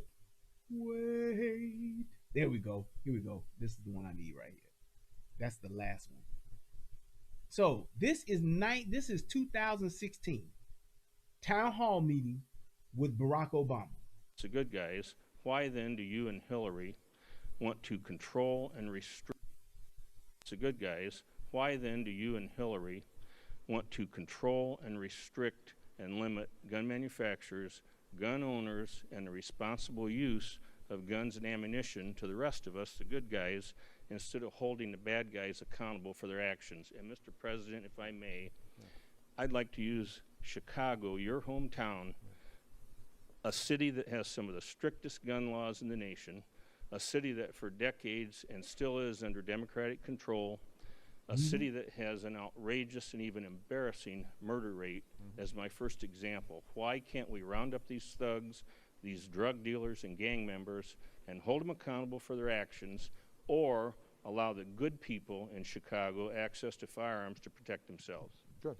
Now, you heard exactly what he just said. And he put them on blast, talking about, like I've always said, this your hometown, motherfucker. And he just asked, plain and simple, you get all these gun laws here in Chicago. Chicago is fucking bursting at the seams with fucking murder. How come you won't have it available to where law-abiding citizens can protect themselves? Why are you going after gun manufacturers and making more gun laws? Listen to what Obama say. This is the whole thing I was talking about with the politicians, how they just will not answer a question. Watch this motherfucking answer. All right, well, let me, it's a multi-part question, so let me just say a couple things. First of all, the notion that I or Hillary or Democrats or whoever you want to choose are hell-bent on taking away folks' guns is just not true. Yes, JC. I don't care how many times the NRA says it. I'm about to leave office. There have been more guns sold since I've been president than just about any time in U.S. history. There are enough guns for every man, woman, and child in this country. That's not true anymore, but at that time it was true. However, this motherfucker did put a hold on fucking ammo, and he held up ammo sales and ammo being distributed in the country. He did do that. And at no point have I ever so essentially motherfuckers had guns but no ammo. Ever proposed confiscating guns from responsible gun owners. So it's just not true. What I have said is precisely what you suggested, which is why don't we treat this like every other thing that we use? We used to have really bad auto fatality rates. The auto fatality rate has actually dropped precipitously, drastically since I was a kid. Why is that? We decided we had seatbelt laws. We decided to have manufacturers put airbags in place. We decided to crack down on drunk driving and texting. We decided to redesign roads so that they were less likely to have a car bank. We studied what is causing these fatalities using science and data and evidence, and then we slowly treated it like the public health problem it was, and it got reduced. We are not allowed to do any of that when it comes to guns because people, if you propose anything, it is suggested that we're trying to wipe away gun rights and impose tyranny and martial law. And here's why it should be that way. Newsflash. Driving a car, motorcycle, or any type of motor vehicle, it is a privilege. Having a gun in the United States of America is not a privilege. It is a fucking right. That's why. Just in case motherfuckers didn't know that. Gun rights. Automobile privilege. You have a privilege. That's why if you drive a car and you're drunk, you can get your license revoked because you don't have a right to drive. You have a right to travel, but you do not have a right to drive. You are not guaranteed the right to drive in the United States of America.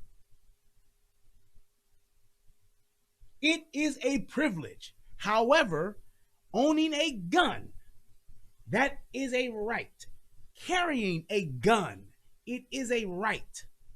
There is no regulation for gun ownership. There shouldn't be. You know why? Because just like they don't regulate my fucking freedom, I get it because I'm born here.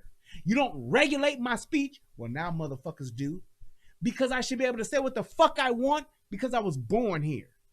Do you understand that? Nobody sits back and decides if I'm going to be a free man when I'm born. Nobody decides if I'm going to be free this year.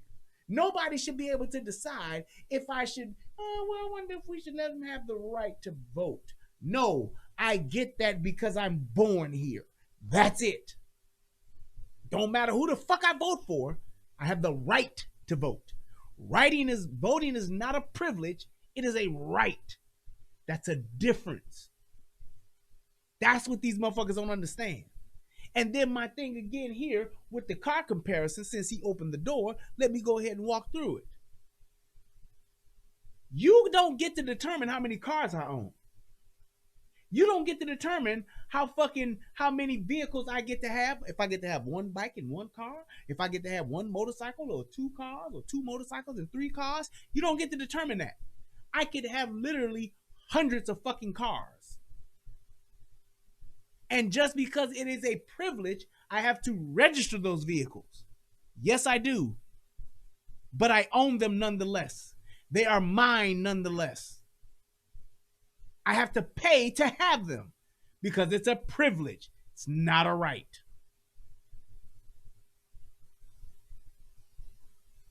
So just think about that.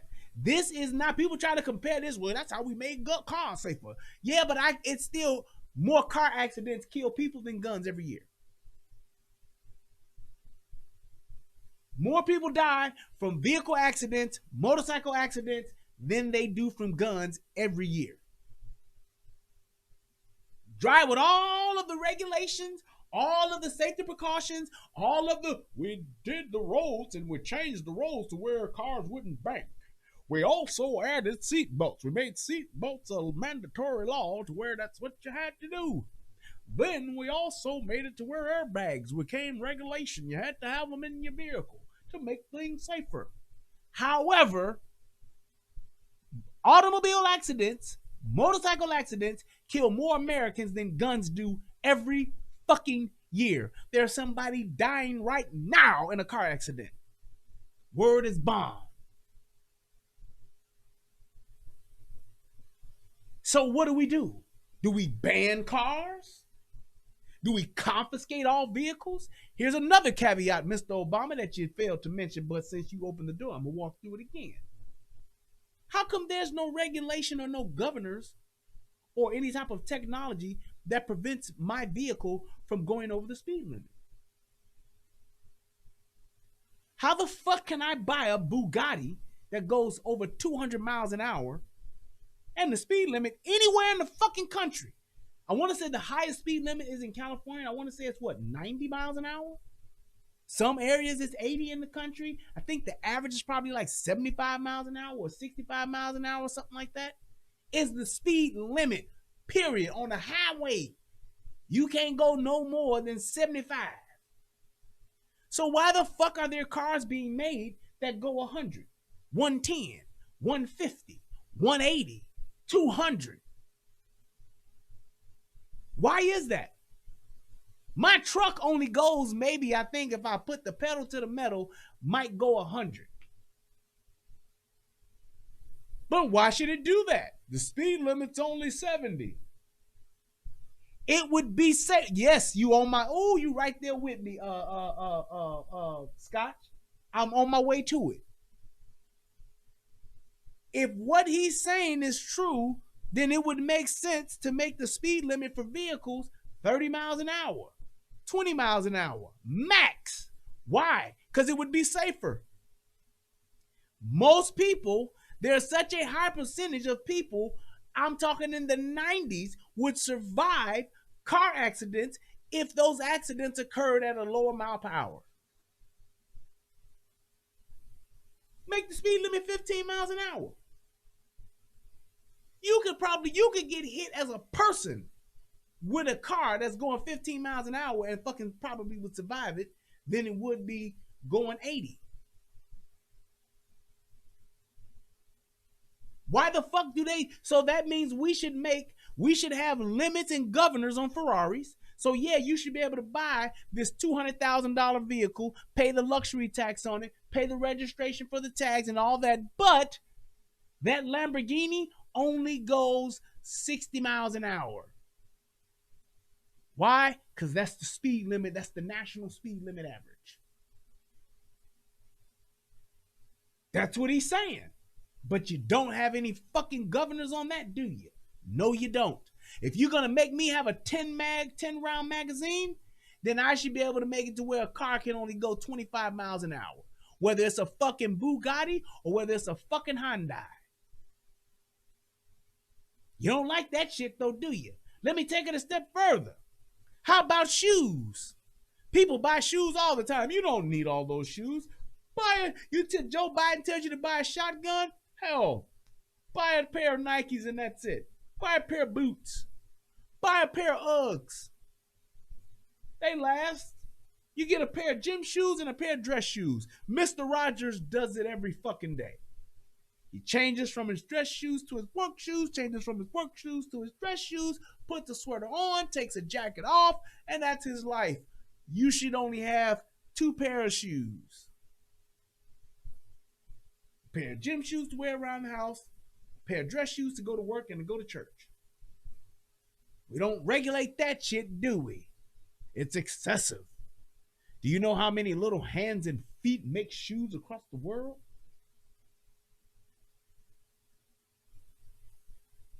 Why do you need all those shoes? Who needs 50 pairs of gym shoes? What the fuck is a sneakerhead? Who needs 30 pairs of red bottoms? What's the bitch name from Sex and the City that got nothing but shoes? What's shoe porn about?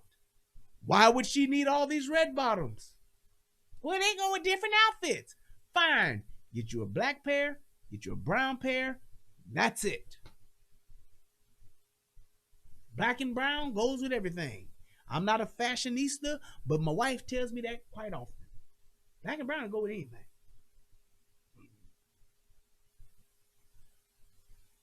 But let's finish listening to this and let's see if he actually answers the question. Do you know that Congress will not allow the Center for Disease Control to study gun violence? They're not allowed to study it because the notion is that by studying it the same way we do with traffic accidents, somehow that's going to lead to everybody's guns being confiscated. Yes. When we talked about background checks, if you buy a car, if you want to get a license, first of all, you got to get a license. You have to take a test. People have to know that you know how to drive. You don't have to do any of that with respect to buying a gun. And when we talked about... Because it's a right, not a privilege. If I fail a driver's test, I don't get my license. So yeah, you're right. You shouldn't. You basically telling me that I can't defend myself with a firearm because I didn't pass a test created by who? Doing effective background checks, it was resisted because the notion was we were going to take your guns away. I just came from a meeting today in the Situation Room in which I've got people who we know have been on ISIL websites, living here in the United States, U.S. citizens, and we're allowed to put them on the no-fly list when it comes to airlines. But because of the National Rifle Association, I cannot prohibit those people from buying a gun. You goddamn right. Because who the fuck determines if they get on that list or not? The government. Now, here's my solution to that. Because that could potentially be a problem. If you are a foreigner, and I don't give a fuck if foreigners get offended by this, fuck y'all. If you are a foreigner and you come over to the United States, and if you come over to the United States, hell no, you can't get a gun. Nope. No way. Nada. I don't give a fuck if you're owning a Quickie Mart, laundromat, or liquor store. Fuck that. Hire you some armed security. But once you become a U.S. citizen, for those that do get to become U.S. citizens, once you get your citizenship and you are now an American, goddammit, you still should have to wait 8 to 10 years before you can get a fucking or own a fucking firearm. Why? Because we don't know what fucking affiliations you may have. Sorry. Should have been born here. You can come over here and have access to resources make money, pay taxes? Damn straight. Yup. Most of you motherfuckers that come over here get tax breaks anyway. You got these fucking loopholes that you play in the fucking system to get more money any fucking way. Fuck that. You come over here from wherever. I don't give a fuck if it's from Jerusalem or if it's from fucking Kuwait. Your ass don't get no gun unless you are a citizen. And once you are a citizen, you still gotta wait 8 to 10 years. So if you on some fuckery, it's gonna take your ass about 15 years to fucking pull it off. Fine, I'm cool with that. We have this thing here in our country where we try to bend over backwards for fucking foreigners, and I'm not with that shit. I'm sorry. Because when you go over to their fucking land, they ain't with that shit. You know what people say about going to jail? You don't want to go to jail. The best place to go to jail, you know what the best place to go to jail at is in the world? Right here. In the United States. Crazy as it sounds. Talk about our super max and whatever. The best place to go to jail in the world is in the United States of America. Because in other places of other parts of the country, man, they don't give a fuck about you. Especially if you're a criminal. They will lock your ass up forever. I remember talking to the lady who shout out to Sammy, who used to do my feet in Michigan. She used to do my pedicures and shit for me. And she was telling me about what jail and shit was like in her country. And you know, she said that in jail, when you go to jail, you don't get shit unless your family provides it for you. Clothes, food, amenities, all that shit. My family has to bring that, or I don't get a goddamn thing. And if I die of starvation, or I die if my motherfucking family don't bring me rice to eat, I go hungry. Ain't that some shit? Pulled up in the CA-DI-double-L, bumping AC hoes, AP those. And just think about that. All that shit about how you got niggas that be talking about put some money on my books and all that shit. All of that shit is extra. Because them niggas get to buy chips and donuts and cookies and motherfucking whatever the fuck else they get. TVs and laptops and all that shit they get to buy. Radios, Walkmans, phone calls. How about if I don't put no money on your books, you don't fucking eat? How about if I don't put no money on your books, you don't have clothes? If I don't bring you no shoes, if I don't bring you no pants, nigga, you just in jail in some drawers or a loincloth, naked than a motherfucker. That's do or die, Falcon Nation. Get your mind right. Be low. Yeah. Just saying.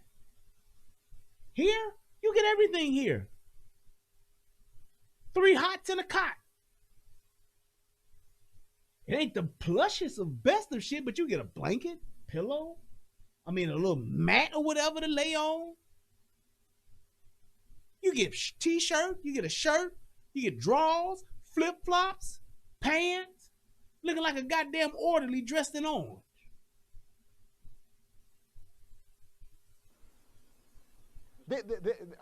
This is somebody who is a known ISIL sympathizer, and if he wants to walk in to a gun store or a gun show right now and buy as many weapons as ammo as he can, nothing's prohibiting him from doing that, even though the FBI knows who that person is. So, sir, I just have to say respectfully that there is a way for us to have common sense gun laws. There is a way for us to make sure that lawful, responsible gun owners like yourself are able to use it for sporting, hunting, protecting yourself. But the only way we're going to do that is if we don't have a situation in which anything that is proposed is viewed as some tyrannical destruction of the Second Amendment. And that's how the issue too often gets framed. That's it. Motherfucker didn't say shit about Chicago, what the fuck is happening in Chicago, about the gun laws that are already there and how they still have high-ass crime and high-ass murder rates. Never say anything about that. That is Obama's whole motherfucking game, y'all. I peeped it. I done seen it. Yes, I'm late than a motherfucker. That's all he does. He tells you stories. He's like fucking an elder in a fucking village, and all he does is tell you stories about shit. You got a question about what's 2 plus 2? Obama, can you please tell us what 2 plus 2 is? Well, I understand what you're asking me, and I just want to say that, you know, people have talked about math for generations. You know, math has been one of those things that have been, you know, debated on and has been used to build things, and it's been around for generations. And we've had math in our schools. We've had math in our homes. I mean, you use math every day. And when you're talking about being able to use addition and subtraction and multiplication and division, those things are very, very important. And I don't understand, you know, why there are certain instances where, you know, we can't even have the CDC tell us, you know, how many people are using math. So it's like in respects to what you're asking me, you know, I truly believe that there are ways for us to find out who is actually using math.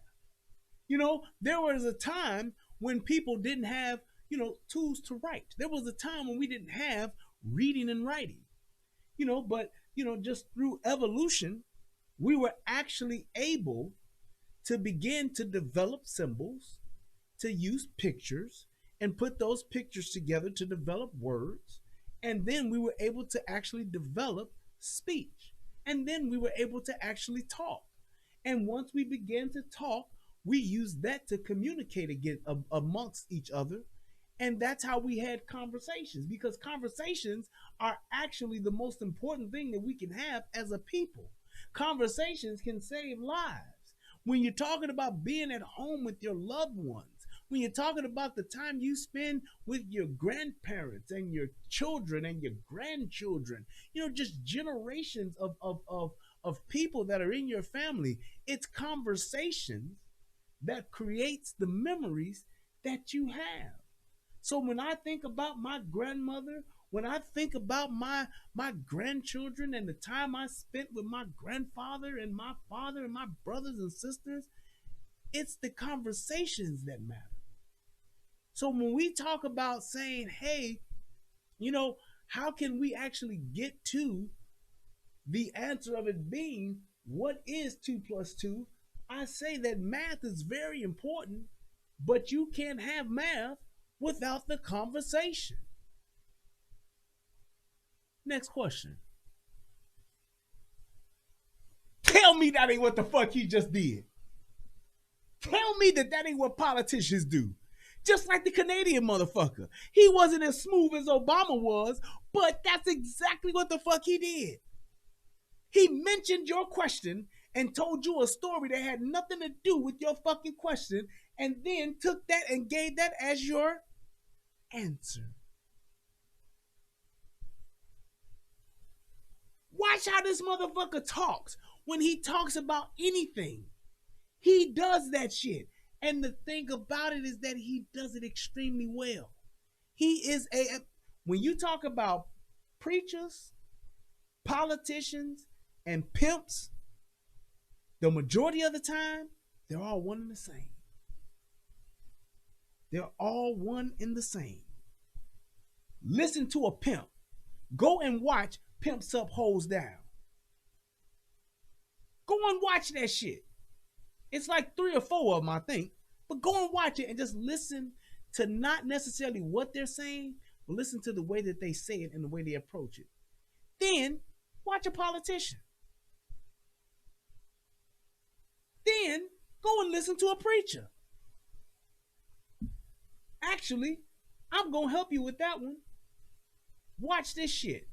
I was trying to figure, I heard this shit and was so fucking blown away by it. I said, this is straight bullshit, but I didn't want to do necessarily a whole show about it. I may wind up doing that anyway, but let me just show you something real. This is real quick because it was only like a minute or 2 minutes, I think. But I'm going to show you the same way that Obama just finessed that shit, finessed that whole fucking question that easily. I want you to listen to this fucking video of this direct question that was asked and listen to how this preacher answered the same exact shit. Preacher did the same fucking thing. Listen. What's up, straight shooters? This episode is available right now on the Straight Shot No Chaser podcast. Subscribe wherever you get your podcasts. Check it out.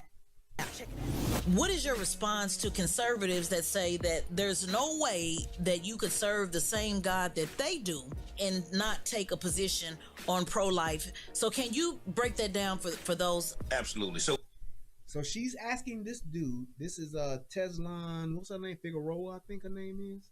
Yeah, Teslan Figueroa. Yeah. She's asking this pastor, Bishop Talbert Swan, about being a Christian and actually being pro-abortion. That is the question. She's asking him to explain what being a Christian is. That's talking straight. I wish I had a Bible in here to show you. Talking straight Bible. Thou shalt not kill and all that. That's exactly what she's asking him. Straight 10 commandments. This is what it's saying in the word. And this is what y'all are saying being pro-life. How can a pastor, how can a Christian be pro-life? I mean, pro-abortion. She's asking him to answer that. Listen to what he's saying.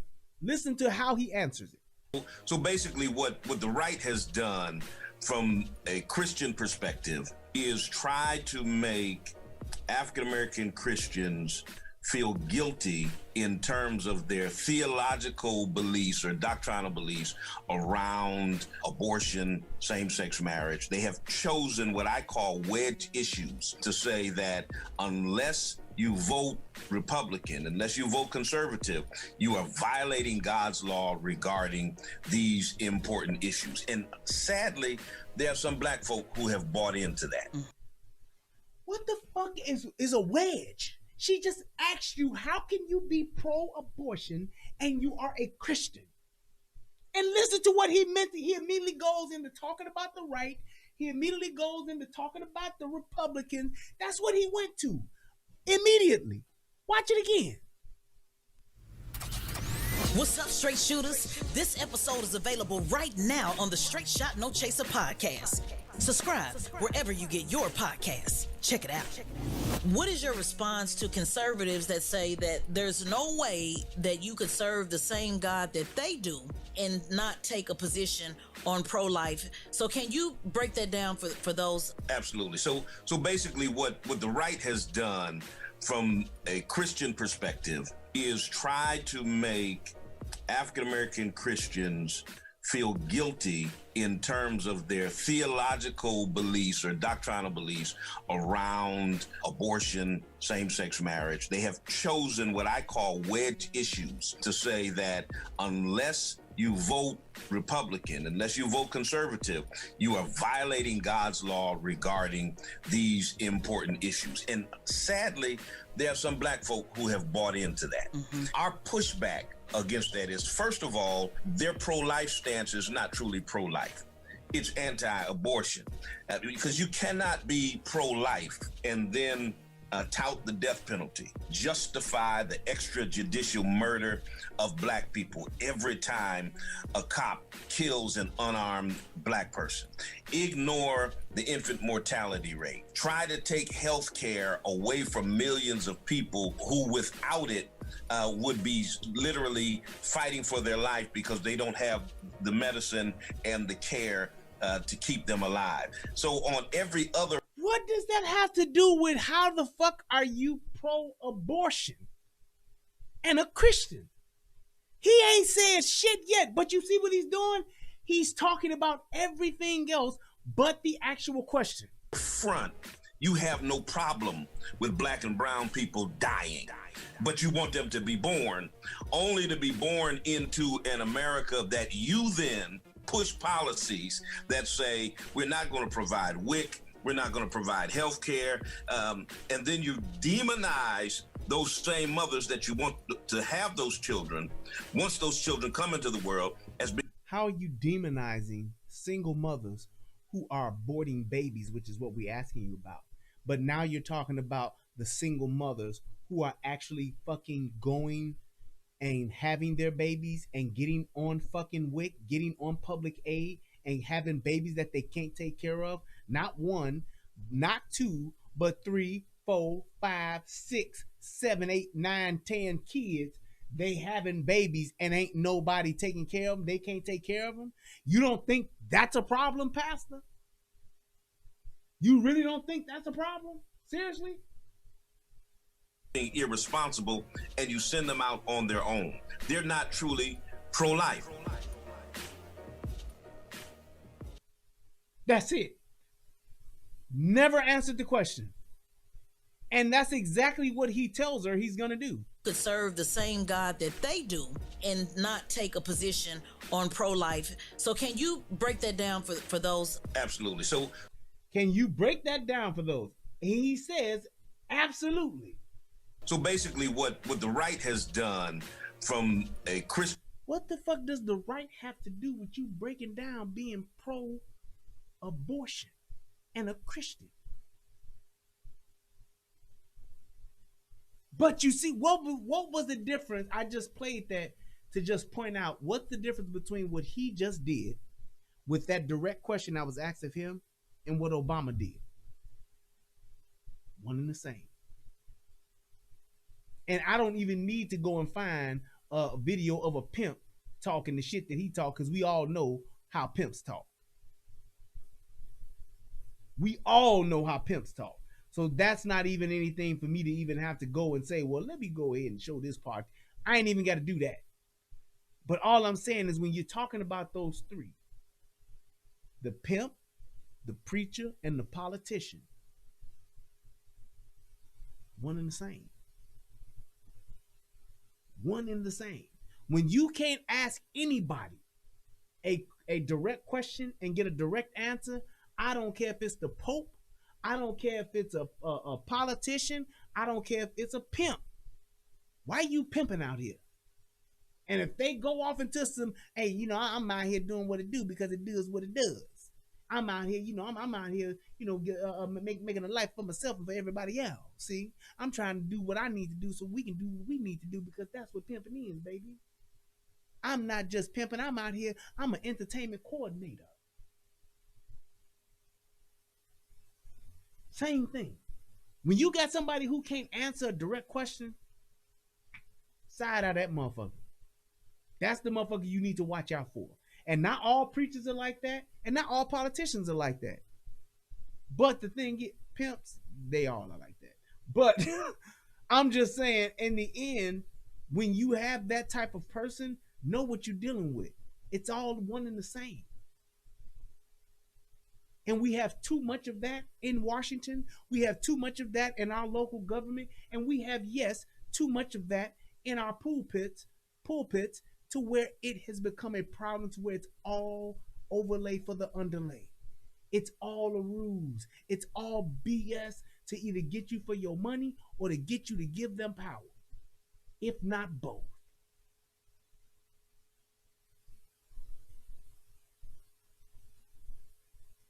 We are now learning President-elect Joe Biden's incoming deputy chief of staff pushed for mandatory buybacks of assault weapons while working for Beto O'Rourke last year. Listen.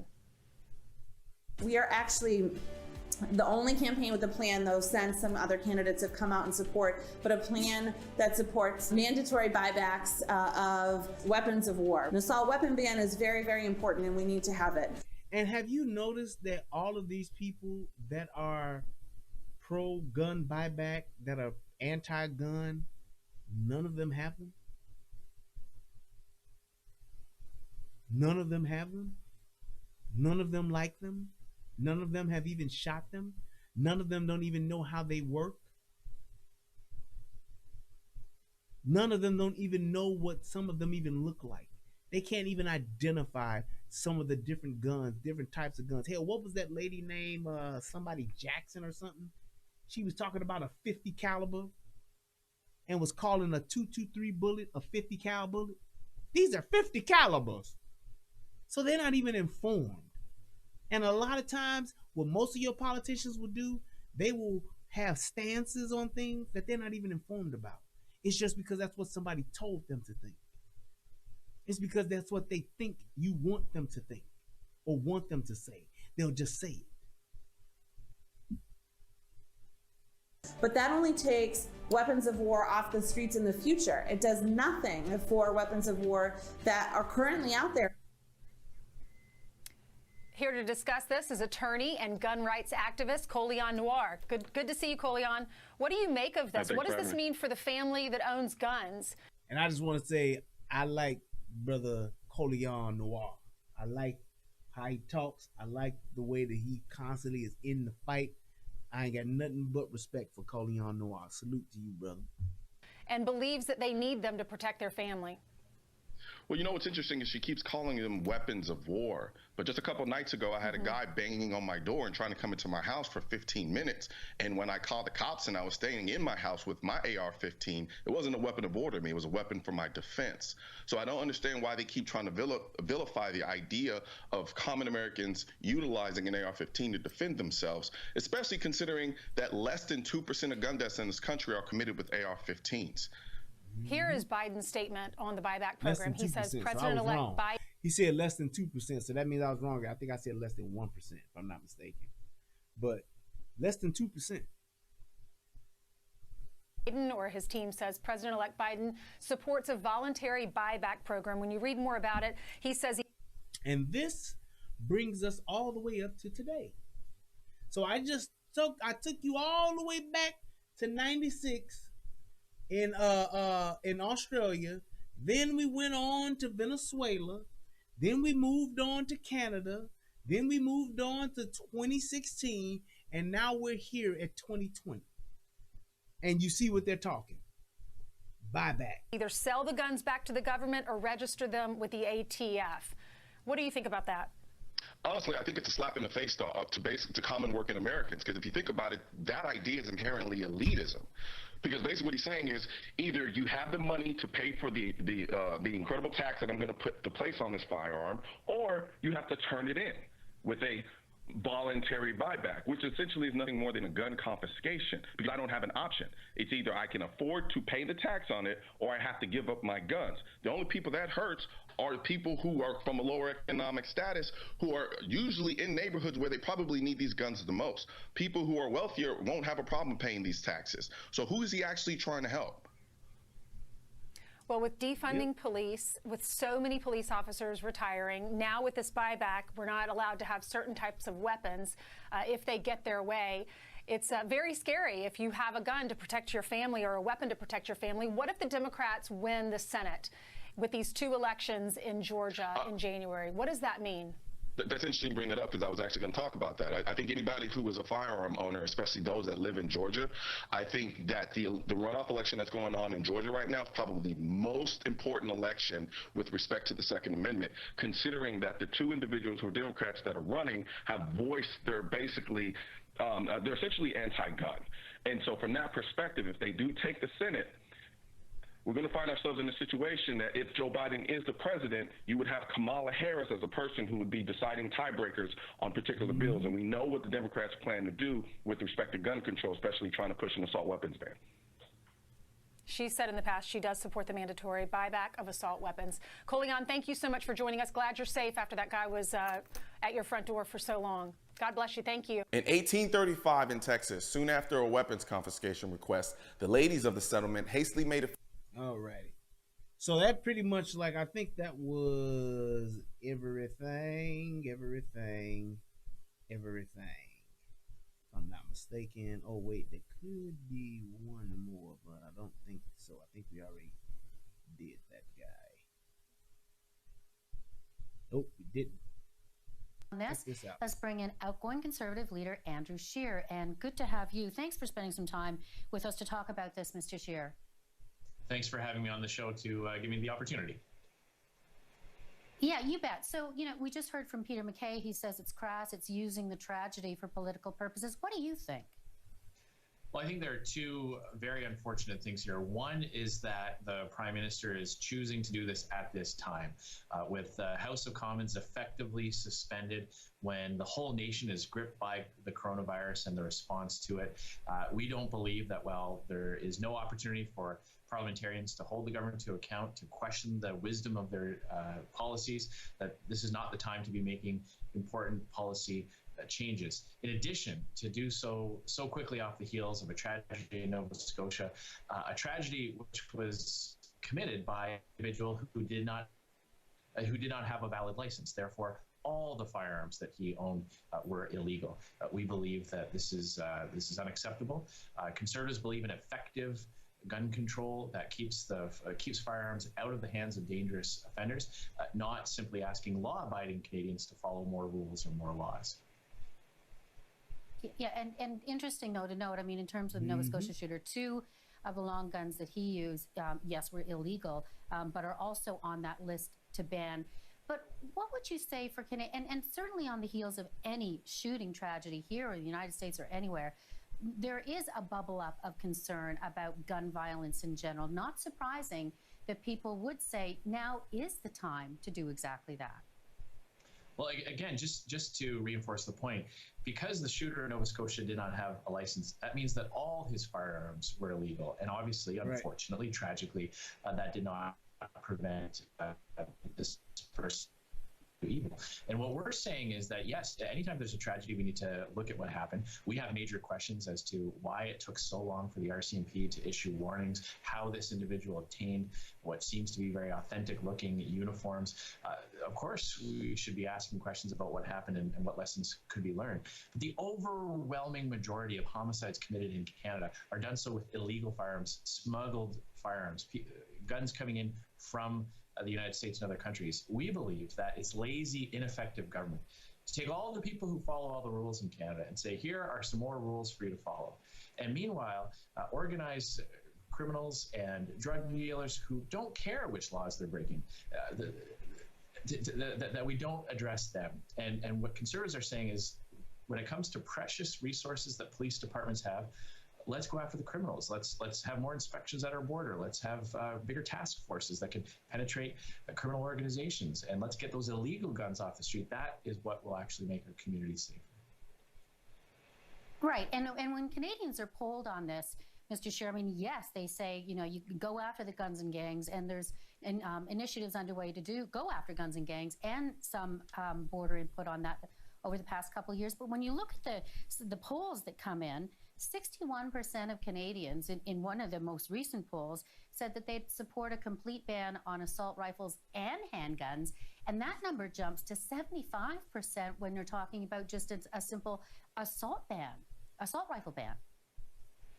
Well, you know, what we're looking at is what experts in police organizations tell us. They tell us that what they're dealing with on the streets of Toronto, what they're dealing with on the streets of Vancouver are smuggled firearms. There are people who are sawing off shotguns and sawing off rifles. There are people who are obtaining illegal handguns and bringing them into Canada. That is what is leading to the largest number of homicides. And we have a great deal of sympathy and compassion for people who have been affected by violent crime. We continue to believe the evidence shows that when you can stop the flow of illegal firearms, have stronger background checks to make sure that people with, for example, a history of violent activity in their life, or with mental health issues that would be a red flag in terms of future behavior, that is where government should be concentrated. That will actually have a better impact on making our streets safer. What the Liberals are so famous for doing is getting the gestures. You know, they look for gestures and they don't look at the substance. So again, it's lazy government to ask a whole bunch of people who are already following all the rules to follow more rules. To get that drug dealer who's transporting cocaine from one part of a community to another to care about what type of classification his smuggled firearm is. I mean, it's ridiculous. We'd rather see those resources and that time and energy, those people off the street and those guns out of our communities. Well, so the ban has gone into place today, effective immediately. They didn't need legislation to do it, but they will need legislation if they want to implement a buyback program, which they say is going to be coming. And so there, I mean, one would think that there would be an opportunity. Would you support at that point, whether it's at a reduced, House of Commons or a virtual session, would you support the buyback to this?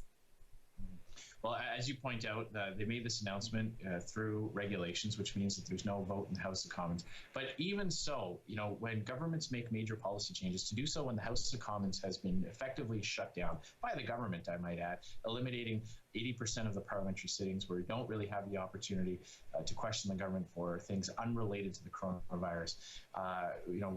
We believe that is undemocratic for them to proceed in that way. We generally don't support Liberal measures, empty gestures that go after law-abiding Canadians when those resources could be put to good use at our borders and in our police detachments. That's what Conservatives will continue to push for: stronger background checks, more effective inspections, and task force to get those guns off our streets. That's what we would support. That is what we will be calling on the government to do. And before I let you go, Mr. Scheer, just because people ask this all the time, I mean, for those that are not in favor of assault rifles, they would say, why have an assault rifle? Why have a military-style weapon anyway, even if it's legal and looked after? Why have it? Well, there are millions of Canadians who enjoy sports shooting, who enjoy recreational activities, the legal recreational activities with their firearms. And what we're saying is that the onus is really on the government to explain how this will be effective. And all the evidence shows that it won't be.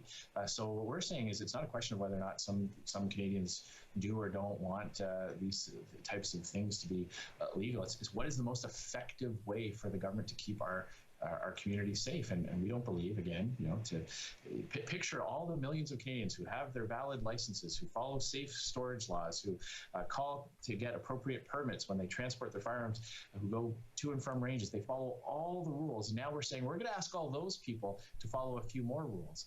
And anybody who thinks that that's going to get dangerous weapons off our street or prevent the types of tragedies that we've seen, the evidence is just not there. This individual in Nova Scotia did not have a license. Every single firearm he had was already illegal. And Justin Trudeau should not be using a very emotional tragedy as an excuse to get a policy change put in that he's long, his ideological commitment to this is long-standing, and especially at a time when Parliament isn't sitting.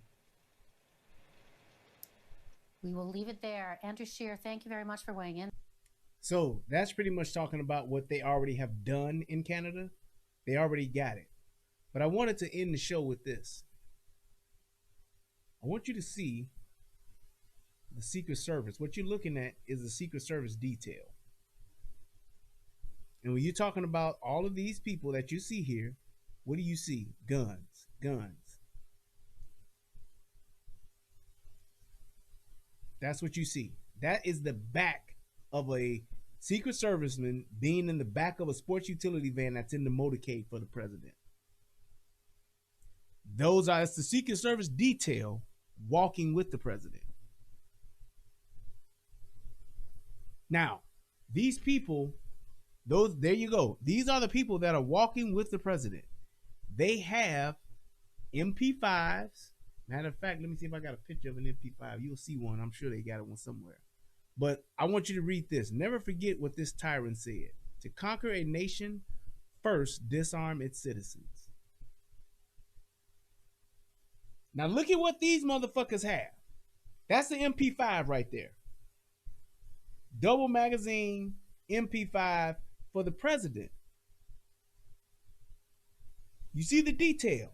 armored car, armored vehicle. And this is the guy that says less guns makes us safer. But yet and still, he has a detail, doesn't he? That is armed to the teeth. Now, is he the most powerful man in the free world? Yep. He's in charge of the biggest army, the greatest army ever created. All I'm asking is this. Nobody has told the Secret Service how many guns they get to have. Nobody has told the Secret Service how many magazines they get to carry. Nobody has told the Secret Service how many bullets can be in a magazine. Nobody has told the Secret Service that they have to have their guns registered and everybody needs to be able to know exactly what they carry and how many guns they actually have on them when they're actually carrying them. Nowhere. That is classified information. And I'm in total agreement with that. If those dudes want to carry fucking portable fucking rocket launchers, they want to carry RPGs under their jackets and under their coats, I'm totally fine with that. Whatever it takes to protect the leader of the free world, I'm all good with that. Right. If they got ankle holsters, if they got MP5s, M16s, AR-15s, whatever they need to protect the President of the United States, an armored vehicle, a 5-car motorcade, any and everything that they need to protect the President, I want them to have it. If they need 8 dudes hanging out the back of a fucking SUV with MP5s, and I'm all for it. I think they should have it. I think there should be 500 guns around him, fine. If he wants 5 guns or 5 or 50 guns, I'm okay with that. All I'm saying is this. Right, if they want flamethrowers, whatever. I'm just saying this. If nobody's telling you what you get to have to protect your life, and they don't get to tell you how many you get to have to protect your life, and they don't get to tell you what kind you get to have to protect your life, your wife, your family, your children, your other fellow politicians, how come you get to tell me what I get to have? How come you get to tell me how many I get to have? How come you get to tell me what kind I get to have? How do you get to tell me how many magazines I get to have? How do you get to tell me how many bullets in my magazines that I get to have to protect my life when nobody does the same for you? I think that's pretty much a slap in the fucking face of every American, for every person, every politician that tries to go and tell anybody what type of gun control we need for ourselves.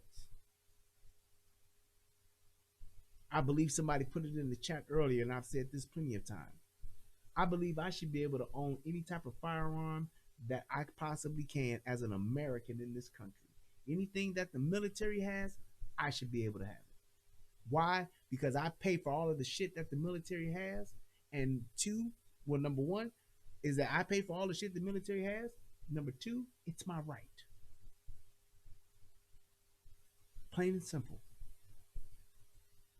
I think that politicians should have in their mind and have reverence for the fucking people, to say we need to do what the fuck the people want and what's best for the people, because if we don't, these motherfuckers will come and fucking overthrow us. Yes, they should. They should walk on eggshells. They should be on fucking pins and needles. They should be of concern on what the fuck the American public will do. Because we're paying for these fucking politicians to do our bidding. Period. Senators, congressmen, president, vice president, fucking House representatives, all of these motherfuckers, they're on our dime. And we shouldn't be listening to them tell us what the fuck we need to protect ourselves. We should be telling them what the fuck we need them to do so that we can continue to protect ourselves.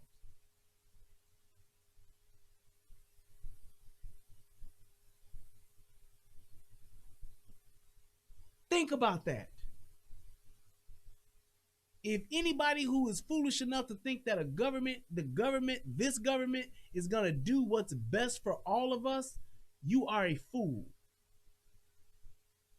And the freedoms that you have, you don't deserve. If you're not willing to fight for and to govern and to oversee and overlook your own freedom, you don't deserve it.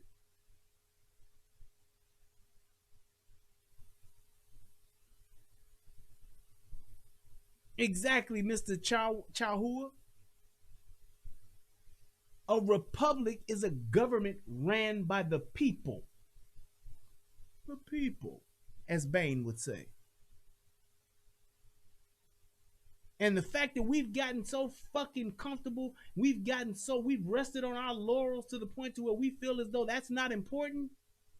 That's why we're in the situation that we're in now, where we got people fucking banning us, shadow banning us, putting us in Facebook jail and demonetizing our channels and telling us what's politically correct and what's not political, what we can say, what we can't say, giving us strikes and all of that shit. It's because we are allowing them to do this shit to us. They're pulling at the thread of the very fabric of our freedom, and we think they're not, because we wouldn't dare want to believe that they actually could be.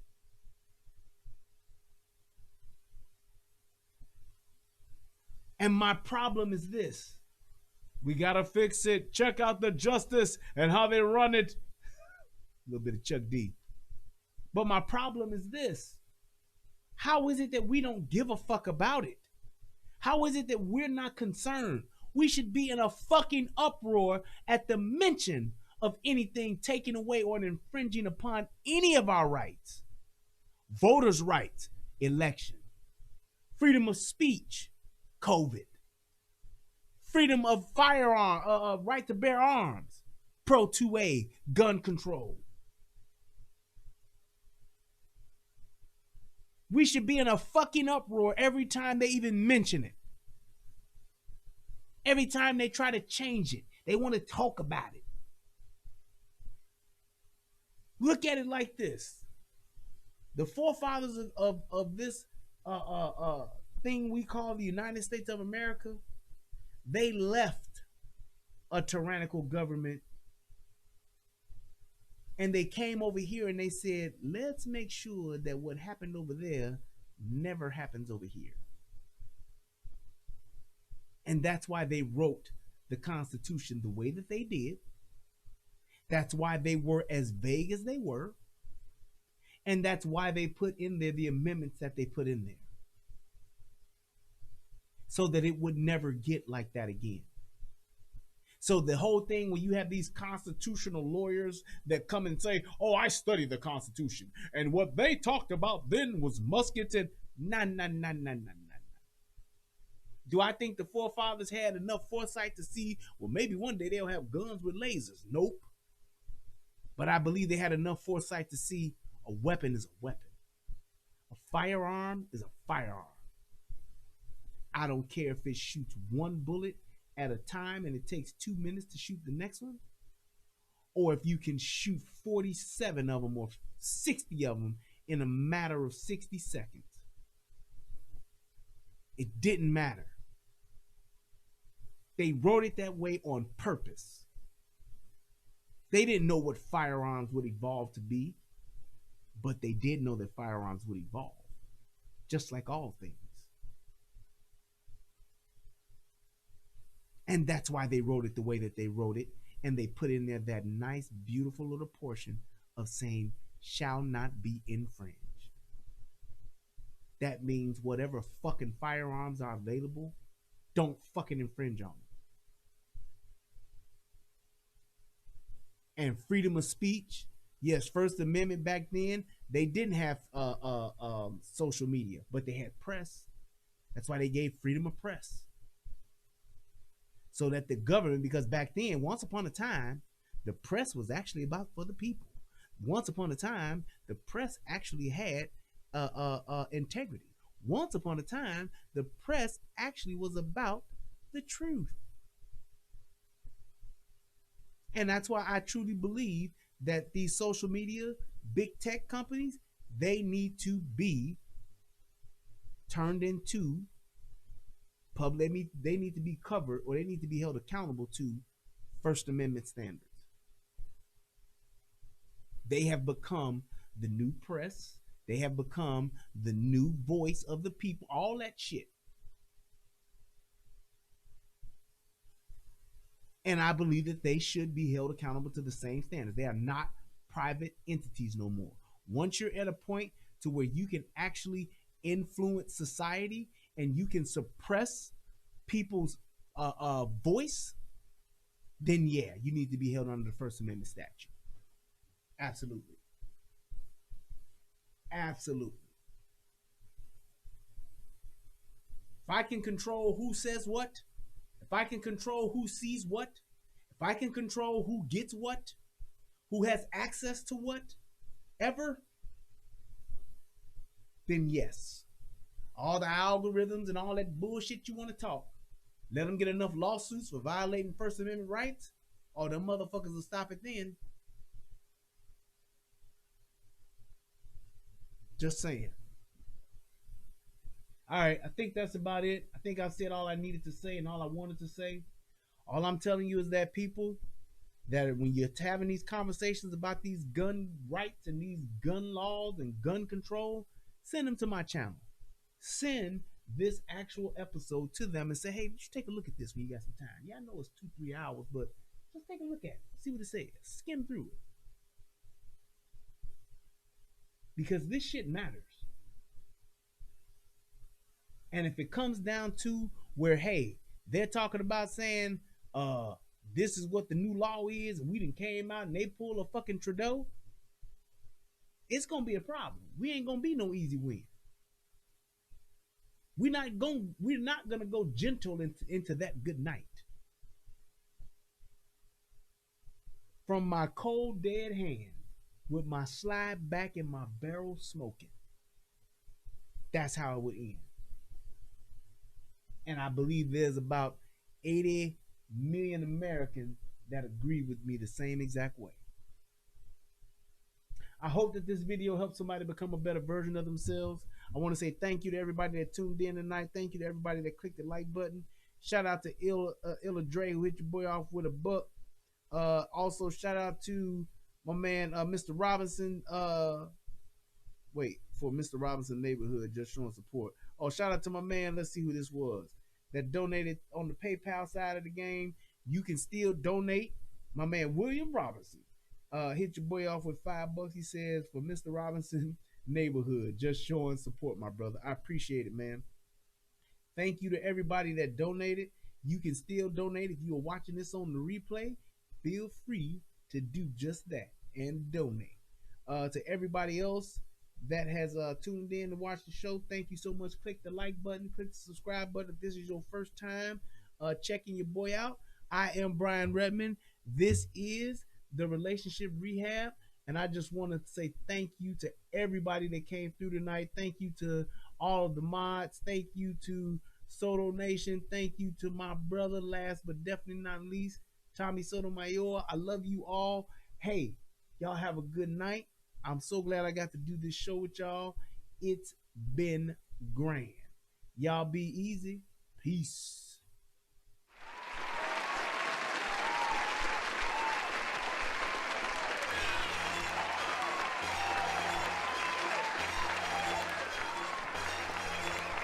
That's the sexual chocolate. Sexual chocolate! Sexual chocolate! Here I am.